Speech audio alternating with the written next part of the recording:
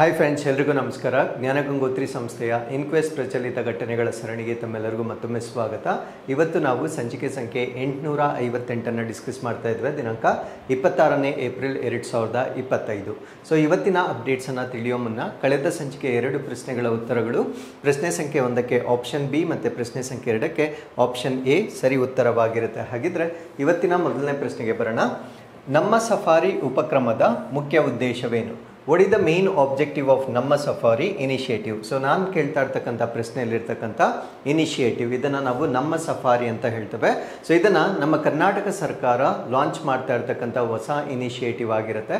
So ಈ ಒಂದು ಇನಿಷಿಯೇಟಿವ್ನ objective ಅಥವಾ ಉದ್ದೇಶ ಏನು ಅನ್ನೋದು ನಮ್ಮ ಪ್ರಶ್ನೆ ಆಗಿರುತ್ತೆ. ಸೊ ಈ ಪ್ರಶ್ನೆಗೆ ಸರಿಯಾದ ಉತ್ತರ ಕರ್ನಾಟಕಕ್ಕೆ ಕಡಿಮೆ ಇಂಗಾಲದ ಭವಿಷ್ಯವನ್ನು ರೂಪಿಸುವುದು ಅಥವಾ charting a low carbon future for Karnataka. So this is related to greenhouse gases. One of the greenhouse gases ಆಗಿರ್ತಕ್ಕಂಥ ಕಾರ್ಬನ್ ಡೈಆಕ್ಸೈಡ್ ಎಮಿಷನ್ನನ್ನು ಕಡಿಮೆ ಮಾಡುವ ಉದ್ದೇಶದಿಂದ ನಮ್ಮ ಕರ್ನಾಟಕ ಲಾಂಚ್ ಮಾಡ್ತಾ ಇರ್ತಕ್ಕಂಥ ಪ್ರೋಗ್ರಾಮನ್ನು ನಾವು ನಮ್ಮ ಸಫಾರಿ ಇನಿಷಿಯೇಟಿವ್ ಅಂತ ಹೇಳ್ತೇವೆ. ಸೊ ನಿಮಗೇನಾದರೂ ಏರ್ ಪೊಲ್ಯೂಷನ್ ರಿಲೇಟೆಡ್ ಏನಾದರೂ ಮೇನ್ಸ್ ಆನ್ಸರ್ ರೈಟಿಂಗ್ ಅಥವಾ ಎಸ್ಎ ಆನ್ಸರ್ ರೈಟಿಂಗ್ ಬಂದಾಗ ವೇ ಫಾರ್ವರ್ಡ್ನಲ್ಲಿ ಇದನ್ನು ನೀವು ಕಂಪಲ್ಸರಿ ಆ್ಯಡ್ ಮಾಡ್ಬೋದಾಗಿರುತ್ತೆ. Because this is very much relevant to state of Karnataka ಆಗಿರೋದ್ರಿಂದ. So this is a good update for your answer. Okay, so with respect to this, let us understand what is ನಮ್ಮ safari. So ಈ ಒಂದು initiative ಅನ್ನ ನಾವೇನಂತ ಕರಿತೀವಿ ಅಂದ್ರೆ ನಮ್ಮ safari ಅಂತ ಹೇಳ್ತೇವೆ. So this is the newly launched initiative, ಅಂದ್ರೆ ಇದು ಹೊಸದಾಗಿ ಸ್ಟಾರ್ಟ್ ಮಾಡಿರ್ತಕ್ಕಂಥ ಒಂದು ಉಪಕ್ರಮವಾಗಿರುತ್ತೆ. ಸೊ ಇದು low carbon future for Karnataka. So ನಮ್ಮ ಕರ್ನಾಟಕಕ್ಕೆ ಕಡಿಮೆ ಇಂಗಾಲದ ಭವಿಷ್ಯವನ್ನು ನೀಡ್ತಕ್ಕಂಥದ್ದು ಇದರ ಉದ್ದೇಶವಾಗಿರುತ್ತೆ. ಸೊ ಕಾರ್ಬನ್ ಡೈಆಕ್ಸೈಡ್ ಇಂದ ಆಗ್ತಕ್ಕಂಥ ಪ್ರಾಬ್ಲಮ್ ಏನು? First of all we should remember this. So carbon dioxide ಅನ್ನ ನಾವು ಏನಂತ ಕರಿತೀವಿ ಅಂದ್ರೆ ಈ heat trapping greenhouse gas ಅಂತ ಹೇಳ್ತೇವೆ. So what are the temperature that comes from sun? So it will be trapped by carbon dioxide. So carbon dioxide ಅದನ್ನು hold ಮಾಡುತ್ತೆ. ಸೊ ಯಾವಾಗ carbon dioxide concentration on the earth ಅಥವಾ atmosphere ಜಾಸ್ತಿ ಆಗುತ್ತೆ, obviously heat trapping quantity ಏನಾಗುತ್ತೆ ಅಂದರೆ ಜಾಸ್ತಿ ಆಗುತ್ತೆ.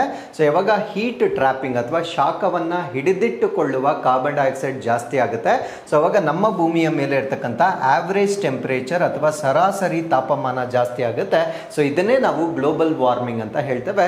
ಸೊ ಗ್ಲೋಬಲ್ ವಾರ್ಮಿಂಗ್ ಅನ್ನು ನಾವು ರಿಡ್ಯೂಸ್ ಮಾಡಬೇಕಾಗಿದ್ರೆ, so one of the best ways is to reduce carbon dioxide emission ಅನ್ನು ರಿಡ್ಯೂಸ್ ಮಾಡುವ ಮುಖಾಂತರ ನಾವು ಜಾಗತಿಕ ತಾಪಮಾನವನ್ನು ಕಡಿಮೆ ಮಾಡಬಹುದಾಗಿರುತ್ತೆ. ಸೊ ಈ ನಿಟ್ಟಿನಲ್ಲಿ ನಮ್ಮ ಕರ್ನಾಟಕ ಸರ್ಕಾರ ಲಾಂಚ್ ಮಾಡಿರ್ತಕ್ಕಂಥ ಹೊಸ ಇನಿಷಿಯೇಟಿವ್ ಅನ್ನ ನಮ್ಮ ಸಫಾರಿ ಅಂತ ಹೇಳ್ತೇವೆ. ಹಾಗಿದ್ರೆ ಸೊ ಈ ಒಂದು ಇನಿಷಿಯೇಟಿವ್ ಅನ್ನ ಡೆವಲಪ್ ಮಾಡಿರ್ತಕ್ಕಂಥವ್ರು ಯಾರು? ಇದನ್ನ ಅಭಿವೃದ್ಧಿ ಪಡಿಸಿರ್ತಕ್ಕಂಥವರು centre for study of science and technology and policy, ವಿಜ್ಞಾನ ತಂತ್ರಜ್ಞಾನ ನೀತಿ ಅಧ್ಯಯನ ಕೇಂದ್ರ. ಸೊ ಇವರು ಅಭಿವೃದ್ಧಿ ಪಡಿಸಿರ್ತಕ್ಕಂಥ ಒಂದು ಇನಿಷಿಯೇಟಿವ್ ಆಗಿರುತ್ತೆ. ಸೊ ಇದು ಮೇಜರ್ಲಿ ಯಾವುದರ ಮೇಲೆ ಫೋಕಸ್ ಮಾಡುತ್ತೆ ಅಂದ್ರೆ ಸಸ್ಟೈನಬಲ್ ಗ್ರೋತ್ ಅಥವಾ ಸುಸ್ಥಿರ ಅಭಿವೃದ್ಧಿಯ ಮೇಲೆ ಇದು ಫೋಕಸ್ ಮಾಡುತ್ತೆ. ನಾವು what you mean by sustainable growth? Sustainable growth ಅಂದ್ರೆ in order to avoid carbon dioxide emission we cannot shut down all the industries and we cannot shut all our transportation sector. ಯಾವುದನ್ನು ನಾವು complete ಆಗಿ shut down ಮಾಡ್ಲಿಕ್ಕೆ ಸಾಧ್ಯ ಆಗೋದಿಲ್ಲ. So instead of that we can switch over to renewable energy, ನವೀಕರಿಸಬಹುದಾದ ಇಂಧನಗಳನ್ನು ನಾವು ಹೆಚ್ಚಾಗಿ ಬಳಕೆ ಮಾಡೋದ್ರಿಂದ ಇಂಡಸ್ಟ್ರಿ ಪಾಡ್ಗೆ ಇಂಡಸ್ಟ್ರಿ ಕೂಡ ಇರುತ್ತೆ, ಟ್ರಾನ್ಸ್ಪೋರ್ಟೇಷನ್ ಸೆಕ್ಟರ್ ಕೂಡ ಇರುತ್ತೆ. At the same time economy ಕೂಡ ಡೆವಲಪ್ ಆಗ್ತಾ ಇರುತ್ತೆ. ಅಟ್ ದ ಸೇಮ್ ಟೈಮ್ ನಾವು ಎನ್ವೈರನ್ಮೆಂಟ್ ಅನ್ನ ಕೂಡ ಸೇವ್ ಮಾಡ್ತಾ ಇರ್ತೇವೆ. ಸೊ ಈ ರೀತಿಯ ಪಾಲಿಸೀಸ್ ಅನ್ನ ನಾವೇನಂತ ಕರಿತೀವಿ ಅಂದ್ರೆ ಸಸ್ಟೈನಬಲ್ ಇನಿಷಿಯೇಟಿವ್ಸ್ ಅಥವಾ ಸುಸ್ಥಿರವಾಗಿರ್ತಕ್ಕಂಥ ಉಪಕ್ರಮಗಳು ಅಂತ ಕರಿತೇವೆ. ಸೊ ನಮ್ಮ ಸಫಾರಿ ಕೂಡ ಒಂದು ಸಸ್ಟೈನಬಲ್ ಇನಿಷಿಯೇಟಿವ್ ಆಗಿ ನಾವು ಕನ್ಸಿಡರ್ ಮಾಡಬಹುದಾಗಿರುತ್ತೆ.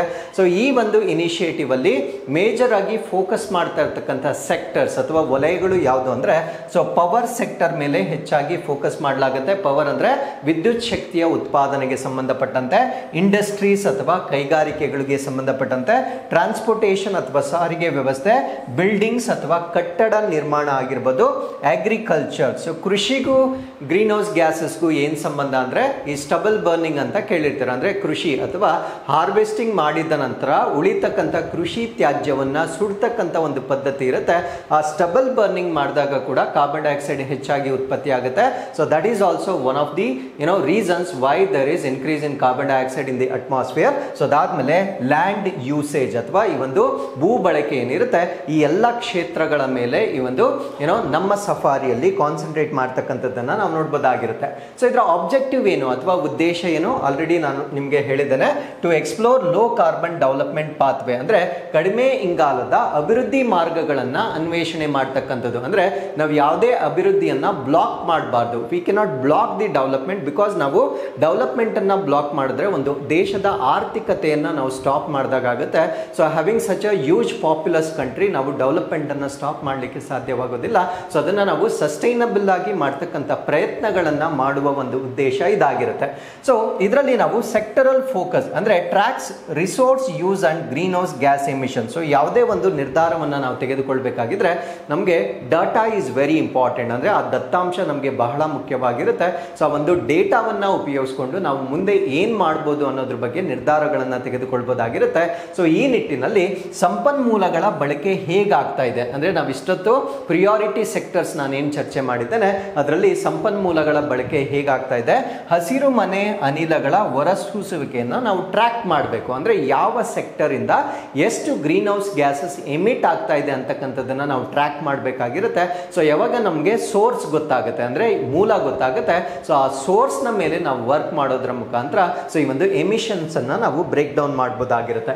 ಸೊ ಪಾಲಿಸಿ ಇಂಟಿಗ್ರೇಷನ್ ಅಂದ್ರೆ ಈ ಒಂದು ನಮ್ಮ ಸಫಾರಿ ಏನಿದೆ ಸೊ ಇದು ಬೇರೆ ಬೇರೆ ಎನ್ವೈರನ್ಮೆಂಟಲ್ ಪೊಲ್ಯೂಷನ್ ಕಂಟ್ರೋಲಿಂಗ್ ಪಾಲಿಸೀಸ್ ಏನಿರುತ್ತೆ ಸೊ ಅದರ ಜೊತೆಗೆ ಇಂಟಿಗ್ರೇಟ್ ಮಾಡ್ತಕ್ಕಂಥದ್ದನ್ನ ನಾವು ನೋಡಬಹುದಾಗಿರುತ್ತೆ. So this is data driven insights to help policy makers design actionable road map. This is very important key point. ಇದನ್ನ ನಾವೇನಂತ ಕರಿತೀವಿ ಅಂದ್ರೆ ಸೊ ಆಕ್ಷನಬಲ್ ರೋಡ್ ಮ್ಯಾಪ್ ಅಂತ ಕರೀತೇವೆ. ಅಂದ್ರೆ ಕಾರ್ಯ ಸಾಧ್ಯವಾಗಿರ್ತಕ್ಕಂಥ ಮಾರ್ಗಸೂಚಿಗಳನ್ನು ನಾವು ಡೆವಲಪ್ ಮಾಡಬೇಕು. ಅಂದ್ರೆ if there is any problem you need to bring a solution which is practically applicable. You cannot come out with a solution which cannot be applicable at all. So ಅದನ್ನೇ ನಾವೇನಂತ ಕರಿತೀವಿ ಅಂದ್ರೆ ಕಾರ್ಯ ಸಾಧ್ಯವಾದ ಮಾರ್ಗಸೂಚಿಗಳನ್ನು ಡೆವಲಪ್ ಮಾಡಬೇಕಾಗಿರುತ್ತೆ. ಸೊ ಈ ಒಂದು ನಮ್ಮ ಸಫಾರಿ ಅಡಿಯಲ್ಲಿ ನೀತಿ ನಿರೂಪಕರು ಕಾರ್ಯ ಸಾಧ್ಯವಾಗಿರ್ತಕ್ಕಂಥ ಮಾರ್ಗಸೂಚಿಗಳನ್ನು ಡೆವಲಪ್ ಮಾಡ್ತಕ್ಕಂಥದ್ದನ್ನ ಸೊ ಈ ಒಂದು ನಮ್ಮ ಸಫಾರಿ ಇನಿಷಿಯೇಟಿವ್ ಅಡಿಯಲ್ಲಿ ನಾವು ನೋಡಬಹುದಾಗಿರುತ್ತೆ. ನಾವು what is the projected impact. So ಈ ಒಂದು ಇನಿಷಿಯೇಟಿವ್ ಅನ್ನ ನಾವು ಲಾಂಚ್ ಮಾಡಿದ ನಂತರ ಯಾವ ರೀತಿಯ ಬದಲಾವಣೆಗಳನ್ನು ನಾವು ಎಕ್ಸ್ಪೆಕ್ಟ್ ಮಾಡ್ಬೋದು ಅಂತ ನಾವು ನೋಡೋದಾದ್ರೆ ಇಫ್ ನೋ ನ್ಯೂ ಕೋಲ್ ಪ್ಲಾಂಟ್ಸ್ ಆರ್ ಬಿಲ್ಟ್. ಸೊ ನಮ್ಮ ವಿದ್ಯುತ್ ಶಕ್ತಿ ಅಂದ್ರೆ ನಮ್ಮ ಭಾರತ ದೇಶದಲ್ಲಿ approximately around 70% of the energy 70% ವಿದ್ಯುತ್ ಶಕ್ತಿ ಏನಿದೆ ಸೊ ಇದು ಕಲ್ಲಿದ್ದಲಿನಿಂದ ಅಥವಾ ಕೋಲ್ನಿಂದ ಬರ್ತಕ್ಕಂಥ ಎನರ್ಜಿ ಆಗಿರುತ್ತೆ. ಸೊ ಯಾವಾಗ ನಾವು ಕೋಲನ್ನು ಬರ್ನ್ ಮಾಡ್ತೇವೆ obviously this will be the one of the biggest sources of carbon dioxide ಅಂತ ನಾವು ಹೇಳ್ಬೋದಾಗಿರುತ್ತೆ. ಸಪೋಸ್ ಈ ಒಂದು ನಮ್ಮ ಸಫಾರಿಯನ್ನ ಇನಿಷಿಯೇಟ್ ಮಾಡಿದ ನಂತರ ಅಥವಾ ಇದನ್ನ ಪ್ರಾರಂಭ ಮಾಡಿದ ನಂತರ ನಾವು ಯಾವುದೇ ಕೋಲ್ ಪವರ್ ಪ್ಲಾಂಟ್ಸ್ ಅನ್ನ ಸ್ಟಾರ್ಟ್ ಮಾಡದಿದ್ದರೆ so if we relay upon renewable energy so ಇದರಿಂದ ನಮ್ಗೆ ಆಗ್ತಕ್ಕಂಥ ಬೆನಿಫಿಟ್ ಏನು ಅಂದ್ರೆ ರಿನ್ಯೂಬಲ್ ರಿನ್ಯೂಬಲ್ಸ್ ಅನ್ನ ಅಥವಾ ನವೀಕರಿಸಬಹುದಾದ ಇಂಧನಗಳನ್ನ ಹೆಚ್ಚಾಗಿ ಬಳಕೆ ಮಾಡಿ ಯಾವುದೇ ಹೊಸ ಕಲ್ಲಿದ್ದಲು ಸ್ಥಾವರಗಳನ್ನ ನಾವು ಪ್ರಾರಂಭ ಮಾಡದೇ ಇದ್ದಲ್ಲಿ so we can reduce greenhouse gas emission and could drop from 400 metric tons to 50 metric tons by 2050. ಅಂದರೆ 2050 ವೇಳೆಗೆ 400 ಮೆಟ್ರಿಕ್ ಟನ್ಸ್ ಇಂದ 50 ಮೆಟ್ರಿಕ್ ಟನ್ಗೆ ಅದನ್ನು ರೆಡ್ಯೂಸ್ ಮಾಡಬಹುದಾಗಿರುತ್ತೆ. You can see this numbers. So such data is very very important. So 400 metric tons ಅಷ್ಟು ಇಂಗಾಲದ dioxide ಅನ್ನ ನಾವು 2050 ವೇಳೆಗೆ 50 ಮೆಟ್ರಿಕ್ ಟನ್ಗೆ ನಾವು ಡ್ರಾಪ್ ಡೌನ್ ಮಾಡಬಹುದಾಗಿರುತ್ತೆ. So this change will bring lot of relief to global warming. So ಒಂದು ಸರಾಸರಿ ತಾಪಮಾನ ಏರಿಕೆ ಏನಿರುತ್ತೆ ಸೊ ಅದನ್ನ ನಾವು ಸಾಕಷ್ಟು ಕಡಿಮೆ ಮಾಡಲಿಕ್ಕೆ ಈ ಒಂದು ನಿಟ್ಟಿನಲ್ಲಿ ನಾವು ಕಾಂಟ್ರಿಬ್ಯೂಟ್ ಮಾಡಬಹುದಾಗಿರುತ್ತೆ. ಸೊ ಅದಾದ್ಮೇಲೆ ಗ್ರೀನ್ ಕನ್ಸ್ಟ್ರಕ್ಷನ್ ಮೆಟೀರಿಯಲ್ ಅಂದ್ರೆ ನಾವು ಈ ಉತ್ಪಾದನಾ ಸಾಮಗ್ರಿಗಳಲ್ಲಿ ಬಳಸಬಹುದಾಗಿರ್ತಕ್ಕಂಥ ನಿರ್ಮಾಣ ವಸ್ತುಗಳೇನಿರುತ್ತೆ ಸೊ ಇದರಲ್ಲಿ ಪರ್ಟಿಕ್ಯುಲರ್ಲಿ ನಾವು ರೂಫ್ ಟಾಪ್ ಸೋಲಾರ್ ಅನ್ನ ಮಾಡಿದಾಗ ಅಂದ್ರೆ ನಮ್ಮ ಮನೆಯ ಮೇಲ್ಛಾವಣಿಗಳ ಮೇಲೆ ಈ ಒಂದು ಸೌರ ಶಕ್ತಿಯನ್ನ ನಾವು ಅಳವಡಿಸಿಕೊಂಡಿದ್ದೆ ಆದಲ್ಲಿ ಅದ್ರ ಜೊತೆಗೆ ಪ್ಯಾಸಿವ್ ಕೂಲಿಂಗ್ ಅಂತ ಹೇಳ್ತೇವೆ. ಫಾರ್ ಎಕ್ಸಾಂಪಲ್ ಇತ್ತೀಚೆಗೆ ಸೊ ನಮ್ಮ ಭಾರತ ದೇಶದ ಪ್ರಧಾನಮಂತ್ರಿಗಳು ಲೈಫ್ ಇನಿಷಿಯೇಟಿವ್ ಅಂತ ಲಾಂಚ್ ಮಾಡಿದ್ದಾರೆ. ಲೈಫ್ ಇನಿಷಿಯೇಟಿವ್ ಅಂದ್ರೆ so changes in our life style ಅಂದ್ರೆ ನಮ್ಮ ಒಂದು ಜೀವನ ಶೈಲಿಯಲ್ಲಿ ಮಾಡಿಕೊಳ್ಳಬಹುದಾಗಿರ್ತಕ್ಕಂಥ ಬದಲಾವಣೆ ಆಗಿರುತ್ತೆ.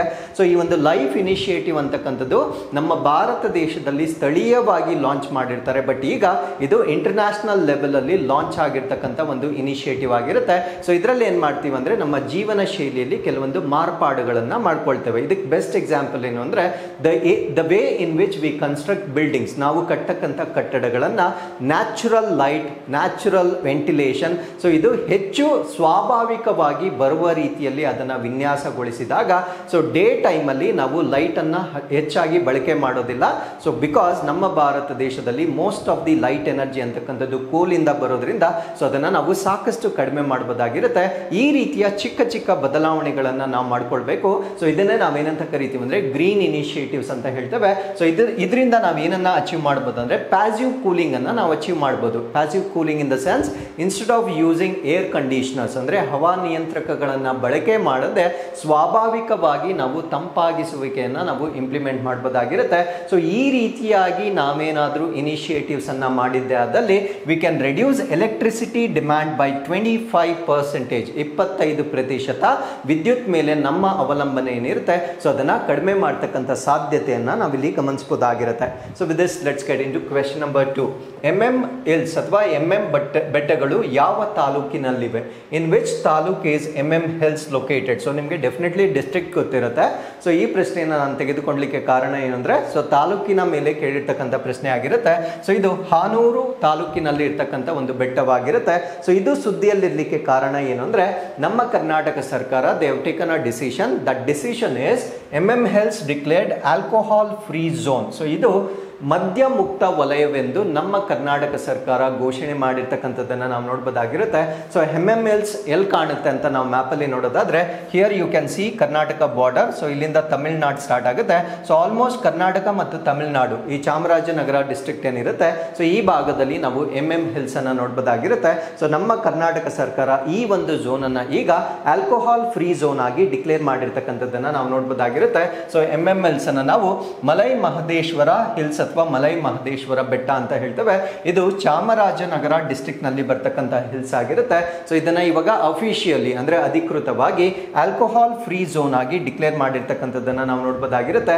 ಸೊ ಈ ಒಂದು ಡಿಸಿಷನ್ ಅನ್ನ ಮಾಡಿರ್ತಕ್ಕಂಥವರು ಮಲೈ ಮಹದೇಶ್ವರ ಸ್ವಾಮಿ ಕ್ಷೇತ್ರ development authority and chaired by chief minister Siddaramaiah. So ಸಿದ್ದರಾಮಯ್ಯನವರ ಮುಖ್ಯಸ್ಥಿಕೆಯಲ್ಲಿ ಅಧ್ಯಕ್ಷತೆಯಲ್ಲಿ ಮಲೈ ಮಹದೇಶ್ವರ ಸ್ವಾಮಿ ಕ್ಷೇತ್ರ ಅಭಿವೃದ್ಧಿ ಪ್ರಾಧಿಕಾರ ಸೊ ಈ ಒಂದು ನಿರ್ಧಾರವನ್ನ ಪ್ರಕಟಣೆ ಮಾಡಿರ್ತಕ್ಕಂಥದ್ದನ್ನ ನಾವು ನೋಡಬಹುದಾಗಿರುತ್ತೆ. ಸೊ ಈ ಒಂದು ಪ್ರಕಟಣೆ ಮಾಡಿದ ನಂತರ sale and consumption of alcohol and its products are prohibited within hills temple premises. ಅಂದ್ರೆ ಹಿಲ್ಸ್ ನ ದೇವಸ್ಥಾನದ ಆವರಣದಲ್ಲಿ ಮಾರಾಟ ಮತ್ತು ಸೇವನೆ ಎರಡನ್ನೂ ಕೂಡ ನಿಷೇಧ ಮಾಡಿರ್ತಕ್ಕಂಥದ್ದನ್ನ ನಾವು ನೋಡಬಹುದಾಗಿರುತ್ತೆ. ಸೊ ಈಗ ನಾವು ಜಿಯೋಗ್ರಾಫಿಕಲ್ ಇನ್ಫಾರ್ಮೇಶನ್ ಅನ್ನ ಡಿಸ್ಕಸ್ ಮಾಡೋಣ. ಹಿಲ್ಸ್ ಗೆ ಸಂಬಂಧಪಟ್ಟಂತೆ this is one of the most renowned pilgrimage sites in Chamarajanagar district. So Chamarajanagar ಜಿಲ್ಲೆಯಲ್ಲಿ ಬರ್ತಕ್ಕಂಥ ಪ್ರಸಿದ್ಧವಾದ ಯಾತ್ರಾ ಸ್ಥಳಗಳಲ್ಲಿ ಇದು ಒಂದಾಗಿರುತ್ತೆ.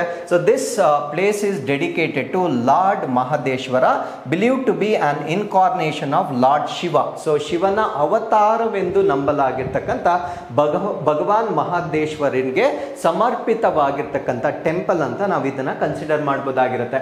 ಸೊ ಈ ಟೆಂಪಲ್ಗೆ every year lakhs of devotees Karnataka and Tamil Nadu ಈ ಎರಡು ರಾಜ್ಯಗಳಿಂದ ವಿಸಿಟ್ ಮಾಡ್ತಕ್ಕಂಥದ್ದನ್ನ ನಾವು ನೋಡಬಹುದಾಗಿರುತ್ತೆ.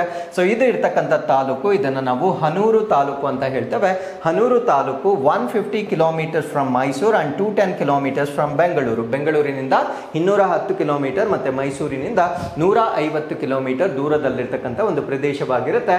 So this place is the Kaveri river flows nearby and acts as an important water source. ಅಂದ್ರೆ ಈ ಒಂದು ಪ್ರದೇಶಕ್ಕೆ ಪ್ರಮುಖ ಜಲಮೂಲ ಯಾವ್ದಾಗಿರುತ್ತೆ ಅಂದ್ರೆ ಕಾವೇರಿ ನೀರು ಇದಕ್ಕೆ ಪ್ರಮುಖ ಜಲಮೂಲವಾಗಿರ್ತಕ್ಕಂಥದ್ದನ್ನ ನಾವು ನೋಡಬಹುದಾಗಿರುತ್ತೆ. So with this let's get into question number 3. So ಭಾರತದ ಎಷ್ಟನೇ ರಾಷ್ಟ್ರೀಯ ಉದ್ಯಾನವನ ಸಿಮಿಲಿಪಲ್ ನ್ಯಾಷನಲ್ ಪಾರ್ಕ್ ಅಥವಾ ಸಿಮಿಲಿಪಲ್ ಉದ್ಯಾನವನ ಭಾರತ ದೇಶದ ಎಷ್ಟನೇ ರಾಷ್ಟ್ರೀಯ ಉದ್ಯಾನವನವಾಗಿದೆ? So which number national park in India is Similipal? So ನಾನು ಮಾತಾಡ್ತಾ ಇರ್ತಕ್ಕಂಥದ್ದು ನ್ಯಾಷನಲ್ ಪಾರ್ಕ್ಸ್ ಅಥವಾ ರಾಷ್ಟ್ರೀಯ ಉದ್ಯಾನವನಗಳ ಬಗ್ಗೆ ಡಿಸ್ಕಸ್ ಮಾಡ್ತಾ ಇದ್ದಾರೆ. ಸೊ ನಮ್ಮ ಭಾರತ ದೇಶದಲ್ಲಿ ಇನ್ನೂ ಒಂದು ನ್ಯಾಷನಲ್ ಪಾರ್ಕ್ ಅನ್ನ ಈಗ ಡೆಸಿಗ್ನೇಟ್ ಮಾಡಿರ್ತಾರೆ. ಸೊ ಆ ನ್ಯಾಷನಲ್ ಪಾರ್ಕ್ ಅನ್ನು ನಾವು ಸಿಮಿಲಿಪಲ್ ನ್ಯಾಷನಲ್ ಪಾರ್ಕ್ ಅಂತ ಹೇಳ್ತೇವೆ. It was actually a tiger reserve. ಇದನ್ನ ನಾವು ಹುಲಿ ಸಂರಕ್ಷಿತ ಪ್ರದೇಶವಾಗಿತ್ತು. ಇವಾಗ ಒನ್ ಪಾರ್ಟ್ ಆಫ್ ಇಟ್ ಅಂದ್ರೆ ಇದರ ಒಂದು ಭಾಗವನ್ನ ರಾಷ್ಟ್ರೀಯ ಉದ್ಯಾನವನವನ್ನಾಗಿ ಡಿಕ್ಲೇರ್ ಮಾಡಿರ್ತಕ್ಕಂಥದ್ದನ್ನ ನಾವು ನೋಡ್ಬೋದಾಗಿರುತ್ತೆ. ಹಾಗಿದ್ರೆ ಇದನ್ನ ಸೇರಿಸಿರುವ ಕಾರಣದಿಂದ ನಮ್ಮ ಭಾರತ ದೇಶದಲ್ಲಿ ರಾಷ್ಟ್ರೀಯ ಉದ್ಯಾನವನಗಳ ಸಂಖ್ಯೆ ಎಷ್ಟಕ್ಕೆ ಇನ್ಕ್ರೀಸ್ ಆಗಿರುತ್ತೆ? ಸೊ ಈ ಪ್ರಶ್ನೆಗೆ ಸರಿಯಾದ ಉತ್ತರ, ಸೊ ಇದುವರೆಗೂ 106 ರಾಷ್ಟ್ರೀಯ ಉದ್ಯಾನವನಗಳಿದ್ದವು, ಈಗ 107ಗೆ ಇನ್ಕ್ರೀಸ್ ಆಗಿರ್ತಕ್ಕಂಥದ್ದನ್ನು ನಾವು ನೋಡಬಹುದಾಗಿರುತ್ತೆ. ಹಾಗಿದ್ರೆ ಈ ಒಂದು ಆರ್ಟಿಕಲ್ ಅಲ್ಲಿ ನಾವು ಸಿಮಿಲಿಪಲ್ ನ್ಯಾಷನಲ್ ಪಾರ್ಕ್ ಬಗ್ಗೆ ಸಂಪೂರ್ಣ ಮಾಹಿತಿ, ಅದರ ಜೊತೆಗೆ ನ್ಯಾಷನಲ್ ಪಾರ್ಕ್ಸ್ ಅನ್ನ ಡಿಕ್ಲೇರ್ ಮಾಡ್ತಕ್ಕಂಥ ರೈಟ್ಸ್ ರಾಜ್ಯ ಸರ್ಕಾರಕ್ಕಿರುತ್ತಾ ಅಥವಾ ಕೇಂದ್ರ ಸರ್ಕಾರಕ್ಕಿರುತ್ತಾ, ಸೊ ಈ ಒಂದು ಡೆಸಿಗ್ನೇಷನ್ ಮಾಹಿತಿಯನ್ನು ಕೂಡ ನಾವಿಲ್ಲಿ ಡಿಸ್ಕಸ್ ಮಾಡೋಣ. ಸೊ ಅಪ್ಡೇಟ್ ಏನು ಅಂದರೆ, Similipal becomes India's 107th national park, largest in Odisha. So ಒಡಿಶಾದಲ್ಲಿ ಇರ್ತಕ್ಕಂಥ ನ್ಯಾಷನಲ್ ಪಾರ್ಕ್ಸ್ಗಳಲ್ಲಿ ಇದು ಅತ್ಯಂತ ದೊಡ್ಡದಾಗಿರುತ್ತೆ. ಅದ್ರ ಜೊತೆಗೆ ಇದು ನಮ್ಮ ಭಾರತ ದೇಶದ 107ನೇ ರಾಷ್ಟ್ರೀಯ ಉದ್ಯಾನವನನ್ನಾಗಿ ಡಿಕ್ಲೇರ್ ಮಾಡಿರ್ತಕ್ಕಂಥದ್ದನ್ನು ನಾವು ನೋಡ್ಬೋದಾಗಿರುತ್ತೆ. ಸೊ ಇದು ಒಡಿಶಾದಲ್ಲಿ ಸಿಮಿಲಿಪಲ್ ನ್ಯಾಷನಲ್ ಪಾರ್ಕ್ ಮತ್ತೆ ಟೈಗರ್ ರಿಸರ್ವ್. ಸೊ ಇದು ಟೈಗರ್ ರಿಸರ್ವ್ ಕೂಡ ಆಗಿರುತ್ತೆ ಅಂಡ್ ನ್ಯಾಷನಲ್ ಪಾರ್ಕ್ ಆಗಿ ಕೂಡ ಇದನ್ನ ಈಗ ಡಿಕ್ಲೇರ್ ಮಾಡಿರ್ತಕ್ಕಂಥದ್ದನ್ನ ನಾವು ನೋಡ್ಬೋದಾಗಿರುತ್ತೆ. ಸೊ ಇದು ಈಗ 107th ನ್ಯಾಷನಲ್ ಪಾರ್ಕ್ ಆಗಿರುತ್ತೆ and it is largest in Odisha. ಒಡಿಶಾದಲ್ಲಿ ಅತ್ಯಂತ ಬೃಹತ್ ಆಗಿರ್ತಕ್ಕಂಥ ರಾಷ್ಟ್ರೀಯ ಉದ್ಯಾನವನವಾಗಿರುತ್ತೆ. ಸೊ ಇದು ಎಷ್ಟು ಸ್ಕ್ವೇರ್ ಕಿಲೋಮೀಟರ್ಸ್ ಇರುತ್ತೆ ಅಂದ್ರೆ 845.70 ಸ್ಕ್ವೇರ್ ಕಿಲೋಮೀಟರ್ಸ್ ಇರ್ತಕ್ಕಂಥ ಒಂದು ನ್ಯಾಷನಲ್ ಪಾರ್ಕ್ ಆಗಿರುತ್ತೆ. ಸೊ ನ್ಯಾಷನಲ್ ಪಾರ್ಕ್ ಆಗಿ ಡಿಕ್ಲೇರ್ ಮಾಡ್ತಕ್ಕಂಥ ಅವಶ್ಯಕತೆ ಏನು ಅಂದ್ರೆ, ಅಲ್ಲಿರ್ತಕ್ಕಂಥ ಬಯೋಡೈವರ್ಸಿಟಿ, ಜೀವ ವೈವಿಧ್ಯತೆ ಮತ್ತೆ ಟ್ರೈಬಲ್ ಹೆರಿಟೇಜ್ ಅಂದ್ರೆ ಅಲ್ಲಿರ್ತಕ್ಕಂಥ ಬುಡಕಟ್ಟು ಜನಾಂಗಗಳ ಪರಂಪರೆಯನ್ನ ಕಾಪಾಡುವ ಕಾರಣದಿಂದ ಸೊ ಇದನ್ನ ನ್ಯಾಷನಲ್ ಪಾರ್ಕ್ ಆಗಿ ಡಿಕ್ಲೇರ್ ಮಾಡಿರ್ತಕ್ಕಂಥದ್ದನ್ನ ನಾವು ನೋಡ್ಬೋದಾಗಿರುತ್ತೆ. ಸೊ ನ್ಯಾಷನಲ್ ಪಾರ್ಕ್ಸ್ ಅನ್ನ ಡಿಕ್ಲೇರ್ ಮಾಡ್ತಕ್ಕಂಥ ರೈಟ್ಸ್ ಅಥವಾ ಅಧಿಕಾರ ಯಾರಿಗಿರುತ್ತೆ ಅಂದ್ರೆ, both central government and state government. So ರಾಜ್ಯ ಸರ್ಕಾರ ಮತ್ತು ಕೇಂದ್ರ ಸರ್ಕಾರ, ಈ ಎರಡೂ ಸರ್ಕಾರಗಳು ಕೂಡ ರಾಷ್ಟ್ರೀಯ ಉದ್ಯಾನವನಗಳನ್ನ ಘೋಷಣೆ ಮಾಡ್ತಕ್ಕಂಥ ಒಂದು ಅಧಿಕಾರವನ್ನ ಹೊಂದಿರುತ್ತೆ. And no alteration of boundaries of national parks shall be made except on resolution passed by the state legislature. ಅಂದ್ರೆ ರಾಜ್ಯ ಶಾಸಕಾಂಗದಲ್ಲಿ ಅಂಗೀಕರಿಸಿದ ನಿರ್ಣಯವನ್ನು ಹೊರತುಪಡಿಸಿ, ಅಂದ್ರೆ ಈಗ ಒಂದು ನ್ಯಾಷನಲ್ ಪಾರ್ಕ್ ಏನಿರುತ್ತೆ ಅದರ ಬೌಂಡ್ರೀಸ್ ಅಥವಾ ಗಡಿಗಳೇನಿರುತ್ತೆ ಅದರಲ್ಲೇನಾದರೂ ನಾವು ಬದಲಾವಣೆಗಳನ್ನ ಮಾಡಬೇಕಾಗಿದ್ದಲ್ಲಿ ಸೊ ಆ ಒಂದು ರೆಸಲ್ಯೂಷನ್ ಅಥವಾ ನಿರ್ಣಯವನ್ನ ರಾಜ್ಯ ಶಾಸಕಾಂಗದಲ್ಲಿ ಅಂಗೀಕರಿಸಲೇಬೇಕಾಗಿರುತ್ತೆ. ಸೊ ಆ ಒಂದು ಈ ಸ್ಟೇಟ್ ಲೆಜಿಸ್ಲೇಟಿವ್ ಅಲ್ಲಿ ಅದನ್ನ ಅಂಗೀಕಾರ ಮಾಡದಿದ್ದಲ್ಲಿ ನಾವು ನ್ಯಾಷನಲ್ ಪಾರ್ಕ್ಸ್ಗಳ ಬೌಂಡ್ರಿಯನ್ನ ಏರುಪೇರು ಮಾಡಲಿಕ್ಕೆ either increase R decrease, normally increase ಅಂತೂ ಮಾಡೋದಿಲ್ಲ, ಸೊ ಡಿಕ್ರೀಸ್ ಮಾಡಬೇಕಾಗಿದ್ರೆ ಸೊ ಅದು ಸ್ಟೇಟ್ ಲೆಜಿಸ್ಲೇಚರ್ ಅಲ್ಲಿ ರೆಸಲ್ಯೂಷನ್ ಪಾಸ್ ಆದ ನಂತರ ಮಾತ್ರ ಸೊ ಒಂದು ಬೌಂಡ್ರೀಸ್ ಅನ್ನ ಆಲ್ಟರ್ ಮಾಡ್ತಕ್ಕಂಥ ಒಂದು ಅಧಿಕಾರವನ್ನ ನೀಡಲಾಗಿರುತ್ತೆ. ಸೊ ಈಗ ನಾವು ಸಿಮಿಲಿಪಲ್ ನ್ಯಾಷನಲ್ ಪಾರ್ಕ್ ಬಗ್ಗೆ ಜಿಯೋಗ್ರಾಫಿಕಲ್ ಇನ್ಫಾರ್ಮೇಶನ್ ಅನ್ನ ಡಿಸ್ಕಸ್ ಮಾಡೋದಾದ್ರೆ, first and foremost we need to know about its location, exactly ಎಲ್ಲಿದೆ ಅನ್ನೋದು ನಮ್ಗೆ ಗೊತ್ತಿರಬೇಕು. ಸೊ ಇದು ಮಯೂರ್ಭಂಜ್ ಡಿಸ್ಟ್ರಿಕ್ಟ್ ನಲ್ಲಿ ಇರ್ತಕ್ಕಂಥ ಒಂದು ನ್ಯಾಷನಲ್ ಪಾರ್ಕ್ ಆಗಿರುತ್ತೆ. ಸೊ ಒಡಿಶಾದ ಮಯೂರ್ಭಂಜ್ ಡಿಸ್ಟ್ರಿಕ್ಟ್ ನಲ್ಲಿ ಅಥವಾ ಜಿಲ್ಲೆಯಲ್ಲಿ ಇರ್ತಕ್ಕಂಥ ಒಂದು ನ್ಯಾಷನಲ್ ಪಾರ್ಕ್ ಆಗಿರುತ್ತೆ. It is part of Similipal tiger reserve. So ಅಲ್ಲಿರ್ತಕ್ಕಂಥ ಸಿಮಿಲಿಪಲ್ ಹುಲಿ ಸಂರಕ್ಷಿತ ಪ್ರದೇಶ ಏನಿರುತ್ತೆ ಸೊ ಅದರ ಭಾಗವಾಗಿ ಈ ಒಂದು ರಾಷ್ಟ್ರೀಯ ಉದ್ಯಾನವನವನ್ನ ಈಗ ಡೆಸಿಗ್ನೇಟ್ ಮಾಡಿರ್ತಾರೆ. ಸೊ ಇಲ್ಲಿರ್ತಕ್ಕಂಥ ಬಯೋಡೈವರ್ಸಿಟಿಯನ್ನ ನಾವು ನೋಡೋದಾದ್ರೆ, it has around 55 species of mammals, 55 ಪ್ರಭೇದಗಳ ಸಸ್ತನಿಗಳನ್ನ ಹೊಂದಿರುತ್ತೆ. 361 ಸ್ಪೀಶೀಸ್ ಆಫ್ ಬರ್ಡ್ಸ್, ಪಕ್ಷಿಗಳಿಗೆ ಸಂಬಂಧಪಟ್ಟಂತೆ 361 ಪ್ರಭೇದಗಳನ್ನ ಹೊಂದಿರುತ್ತೆ. 62 ಸ್ಪೀಶೀಸ್ ಆಫ್ ರೆಪ್ಟೈಲ್ಸ್, ಸರೀಸೃಪಗಳು 62 ಪ್ರಭೇದಗಳು. ಅಂಡ್ ಆಂಫಿಬಿಯನ್ಸ್, ಉಭಯಚರಗಳಿಗೆ ಸಂಬಂಧಪಟ್ಟಂತೆ 21 ಸ್ಪೀಶೀಸ್ ಅನ್ನ ಹೊಂದಿರತಕ್ಕಂಥ ಒಂದು ನ್ಯಾಷನಲ್ ಪಾರ್ಕ್ ಆಗಿ ನಾವು ಇದನ್ನ ನೋಡಬಹುದಾಗಿರುತ್ತೆ. ಸೊ ಅದ್ರ ಜೊತೆಗೆ ಇಲ್ಲಿರ್ತಕ್ಕಂಥ ಟೈಗರ್ ರಿಸರ್ವ್ ಏನಿದೆ, it has 40 wild tigers. So ಇಲ್ಲಿರ್ತಕ್ಕಂಥ ಹುಲಿಗಳ ಸಂಖ್ಯೆ 40 ಹುಲಿಗಳನ್ನ ನಾವು ನೋಡಬಹುದಾಗಿರುತ್ತೆ. ಇನ್ಕ್ಲೂಡಿಂಗ್ ಅಂದ್ರೆ ಇಲ್ಲಿರ್ತಕ್ಕಂಥ ಟೈಗರ್ಸ್ ಅಲ್ಲಿ ಒಂದು ಸ್ಪೆಷಾಲಿಟಿ ಇರುತ್ತೆ. ಆ ಸ್ಪೆಷಾಲಿಟಿ ಏನು ಅಂದ್ರೆ ಮೆಲನಿಸ್ಟಿಕ್ ಟೈಗರ್ಸ್ ಅಂತ ಹೇಳ್ತೇವೆ. ಮೆಲನಿಸ್ಟಿಕ್ ಅಂದ್ರೆ ಸೊ ಲಿಟಲ್ ಡಾರ್ಕ್ ಪ್ಯಾಚ್ ಇರುತ್ತೆ, ಅಂದ್ರೆ ಅದರ ಫರ್ ಅಥವಾ ಅದರ ಮೇಲೆ ಇರ್ತಕ್ಕಂಥ ಚರ್ಮದ ಬಣ್ಣ ಏನಿರುತ್ತೆ ಸೊ ಅದು ಗಾಢವಾದ ಕಪ್ಪು ಬಣ್ಣವನ್ನ ಹೊಂದಿರುತ್ತೆ. ಆ ರೀತಿಯ ಟೈಗರ್ಸ್ ಅನ್ನ ನಾವೇನಂತ ಕರಿತೀವಿ ಅಂದ್ರೆ ಮೆಲನಿಸ್ಟಿಕ್ ಟೈಗರ್ಸ್ ಅಂತ ಹೇಳ್ತೇವೆ. So it is world's only wild melanistic tigers ಅನ್ನ ಹೊಂದಿರತಕ್ಕಂಥ ಪ್ರದೇಶವಾಗಿರುತ್ತೆ. ಅಂದ್ರೆ ಪ್ರಪಂಚದಲ್ಲಿ ಈ ಒಂದು ಮೆಲನಿಸ್ಟಿಕ್ ಹುಲಿಗಳನ್ನು ಹೊಂದಿರತಕ್ಕಂಥ ಏಕೈಕ ಸಂರಕ್ಷಿತ ಪ್ರದೇಶವಾಗಿ ನಾವು ಇದನ್ನು ನೋಡ್ಬೋದಾಗಿರುತ್ತೆ. ಸೊ ಇದನ್ನು ಹೊರತುಪಡಿಸಿ ನಾವು ಪ್ರಪಂಚದಲ್ಲಿ ಎಲ್ಲೂ ಕೂಡ ಈ ಒಂದು ಮೆಲನಿಸ್ಟಿಕ್ ಟೈಗರ್ಸ್ ಅನ್ನು ನೋಡಲಿಕ್ಕೆ ಸಾಧ್ಯವಿರೋದಿಲ್ಲ. ಸೊ ಇದರ ಹಿಸ್ಟಾರಿಕಲ್ ಸಿಗ್ನಿಫಿಕೆನ್ಸ್ ಅಥವಾ ಐತಿಹಾಸಿಕ ಮಹತ್ವವನ್ನು ನಾವು ನೋಡೋದಾದ್ರೆ, it was first propose to be a national park in 1980. You can see the dates here. So ಇದನ್ನ ಪ್ರಪೋಸ್ ಮಾಡಿರ್ತಕ್ಕಂಥದ್ದು 1980, 1980ರಲ್ಲಿ ಇದನ್ನ ನ್ಯಾಷನಲ್ ಪಾರ್ಕ್ ಆಗಿ ಡೆಸಿಗ್ನೇಟ್ ಮಾಡ್ತಕ್ಕಂಥ ಒಂದು ಪ್ರಸ್ತಾವನೆಯನ್ನ ಮಾಡಲಾಗಿರುತ್ತೆ. ಅನ್ಫಾರ್ಚುನೇಟ್ಲಿ ಇದನ್ನ 2025ರಲ್ಲಿ ಡಿಕ್ಲೇರ್ ಮಾಡಿರ್ತಕ್ಕಂಥದ್ದನ್ನು ನಾವು ನೋಡ್ಬೋದಾಗಿರುತ್ತೆ. So you can see the gap. So 1980ಯಲ್ಲಿ ಪ್ರಪೋಸ್ ಆಗಿರ್ತಕ್ಕಂಥದ್ದು 2025ರಲ್ಲಿ ಅಫಿಷಿಯಲ್ ಆಗಿ ಡಿಕ್ಲೇರ್ ಮಾಡಿರ್ತಕ್ಕಂಥದ್ದನ್ನು ನಾವು ನೋಡ್ಬೋದಾಗಿರುತ್ತೆ. ಸೊ ಈ ಒಂದು ಪ್ರದೇಶದಲ್ಲಿ we can see lot of tribal population, ಬುಡಕಟ್ಟು ಜನಾಂಗಗಳನ್ನು ನಾವು ನೋಡ್ಬೋದು. ದ ಮೇನ್ ಟ್ರೈಬಲ್ಸ್, ಇಲ್ಲಿರ್ತಕ್ಕಂಥ ಪ್ರಮುಖ ಟ್ರೈಬಲ್ಸ್ ಯಾವುದು ಅಂದರೆ ಬಿರ್ಹೋರ್, ಹಿಲ್ ಕಾಡಿಯಾ, ಹೋ, ಸಂತಾಲ್ ಮತ್ತು ಮಂಕಿಡಿಯಾದಂತಹ ಸ್ಥಳೀಯ ಗುಂಪುಗಳನ್ನು ಅಥವಾ ಸ್ಥಳೀಯ ಈ ಒಂದು ಟ್ರೈಬಲ್ ಪಾಪ್ಯುಲೇಷನ್ಸ್ ಅನ್ನು ಹೊಂದಿರತಕ್ಕಂಥ ಒಂದು ಪ್ಲೇಸ್ ಆಗಿರುತ್ತೆ. ಸೊ ಇಷ್ಟು ಮಾಹಿತಿ ನಮಗೆ Simlipal tiger reserve and Simlipal national park ಬಗ್ಗೆ ಗೊತ್ತಿರಬೇಕಾಗಿರುತ್ತೆ. So with this let's get into question number 4. ರಾಷ್ಟ್ರೀಯ ಗಂಗಾ ಶುದ್ಧೀಕರಣ ಮಿಷನ್ ಅನ್ನು ಯಾವ ವರ್ಷದಲ್ಲಿ ಸ್ಥಾಪಿಸಲಾಯಿತು? So in which year was national mission for clean Ganga established? ಈ ಪ್ರಶ್ನೆಗೆ ಸರಿಯಾದ ಉತ್ತರ so national mission for clean Ganga was established in the year 2011. So 2011ರಲ್ಲಿ ಇದನ್ನು ಸ್ಥಾಪನೆ ಮಾಡಲಾಗಿರುತ್ತೆ. So why this is in news? ಇದ್ಯಾಕೆ ಈಗ ಸುದ್ದಿಯಲ್ಲಿದೆ ಅದ್ರ ಬಗ್ಗೆ ನಾವಿಲ್ಲಿ ಡಿಸ್ಕಸ್ ಮಾಡೋಣ. ಸೊ ಈ ಒಂದು national mission for clean Ganga ಏನಿದೆ, it approves action plan 2025 under river cities alliance. So ಇನ್ನೊಂದು ಅಲಯನ್ಸ್ ಇದೆ, ಅದನ್ನು ನಾವು ನದಿ ನಗರಗಳ ಒಕ್ಕೂಟ ಅಂತ ಕರಿತೇವೆ. ಅಂದರೆ ಯಾವ ನಗರಗಳಲ್ಲಿ ನದಿಗಳಿರುತ್ತೆ ಆ ನಗರಗಳಿಗೆ ಸಂಬಂಧಪಟ್ಟಂತೆ ಒಂದು ಒಕ್ಕೂಟ ಇರುತ್ತೆ. ಇವಾಗ ಏನು ಮಾಡ್ತಾ ಇದ್ದಾರೆ ಅಂದರೆ, so national mission for clean Ganga ಏನಿದೆ ಇದನ್ನು ಯಾವುದರ ಅಡಿಯಲ್ಲಿ ಅವರು ಇಂಟಿಗ್ರೇಟ್ ಮಾಡ್ತಾ ಇದ್ದಾರೆ ಅಂದರೆ, ನದಿ ನಗರಗಳ ಒಕ್ಕೂಟದ ಅಡಿಯಲ್ಲಿ national mission for clean Ganga ಯೋಜನೆ ಏನಿರುತ್ತೆ ಸೊ ಇದನ್ನು 2025ಕ್ಕೆ ಅನುಮೋದನೆಗೊಳಿಸಿರ್ತಕ್ಕಂಥದ್ದನ್ನು ನಾವು ನೋಡ್ಬೋದಾಗಿರುತ್ತೆ. ಸೊ ಈ ಒಂದು ಆರ್ಟಿಕಲಲ್ಲಿ ನಾವು national mission for clean Ganga ಇದ್ರ ಬಗ್ಗೆ ತಿಳ್ಕೊಳ್ಳೋಣ. ಅದ್ರ ಜೊತೆಗೆ ರಿವರ್ ಸಿಟೀಸ್ ಅಲಯನ್ಸ್ ಇದ್ರ ಬಗ್ಗೆ ಕೂಡ ಸಂಪೂರ್ಣ ಮಾಹಿತಿಯನ್ನು ಡಿಸ್ಕಸ್ ಮಾಡೋಣ.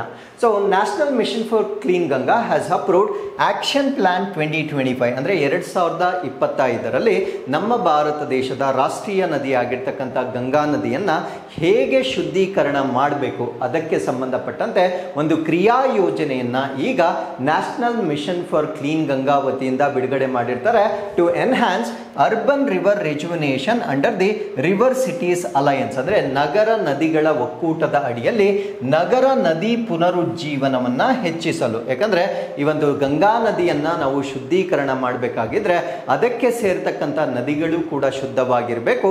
ಆ ಶುದ್ಧೀಕರಣ ಮಾಡುವ ಸಲುವಾಗಿ ನಗರ ಪ್ರದೇಶಗಳಿಂದ ಬರ್ತಕ್ಕಂಥ ನದಿಗಳನ್ನು ರೆಜುವಿನೇಟ್ ಮಾಡಬೇಕು ಅಥವಾ ಪುನರುಜ್ಜೀವನ ಮಾಡಬೇಕು. ಸೊ ಈ ನಿಟ್ಟಿನಲ್ಲಿ national mission for clean Ganga ವತಿಯಿಂದ ಈಗ ಒಂದು ಕ್ರಿಯಾ ಯೋಜನೆಯನ್ನು ಅಂದರೆ 2025ನೇ ಸಾಲಿಗೆ ಒಂದು ಕ್ರಿಯಾ ಯೋಜನೆಯನ್ನು ಅನುಮೋದಿಸಿರ್ತಕ್ಕಂಥದ್ದನ್ನು ನಾವು ನೋಡ್ಬೋದಾಗಿರುತ್ತೆ.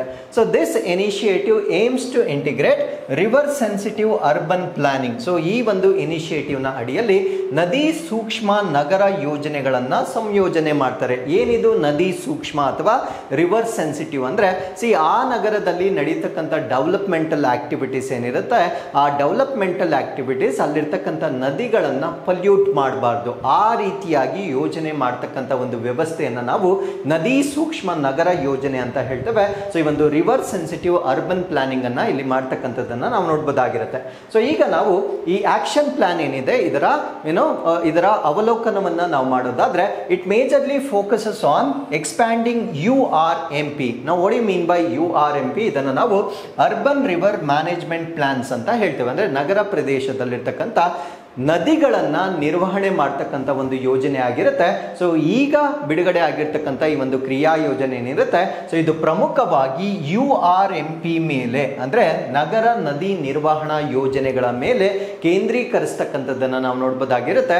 ಸೊ ಈ ನದಿಗಳನ್ನು ಸಸ್ಟೈನಬಲ್ ಆಗಿ ಅಂದರೆ ಸುಸ್ಥಿರವಾಗಿ ಬಳಕೆ ಮಾಡ್ತಕ್ಕಂಥದ್ದನ್ನು ಇಲ್ಲಿ ಪ್ರಮೋಟ್ ಮಾಡ್ತಕ್ಕಂಥದ್ದನ್ನು ಸೊ ಈ ಒಂದು ಕ್ರಿಯಾ ಯೋಜನೆಯಲ್ಲಿ ನಾವು ನೋಡ್ಬೋದಾಗಿರುತ್ತೆ. ಅದ್ರ ಜೊತೆಗೆ they will also include capacity building. ಇದನ್ನು ನಾವು ಸಾಮರ್ಥ್ಯ ಅಭಿವೃದ್ಧಿ ಅಂತ ಹೇಳ್ತೇವೆ.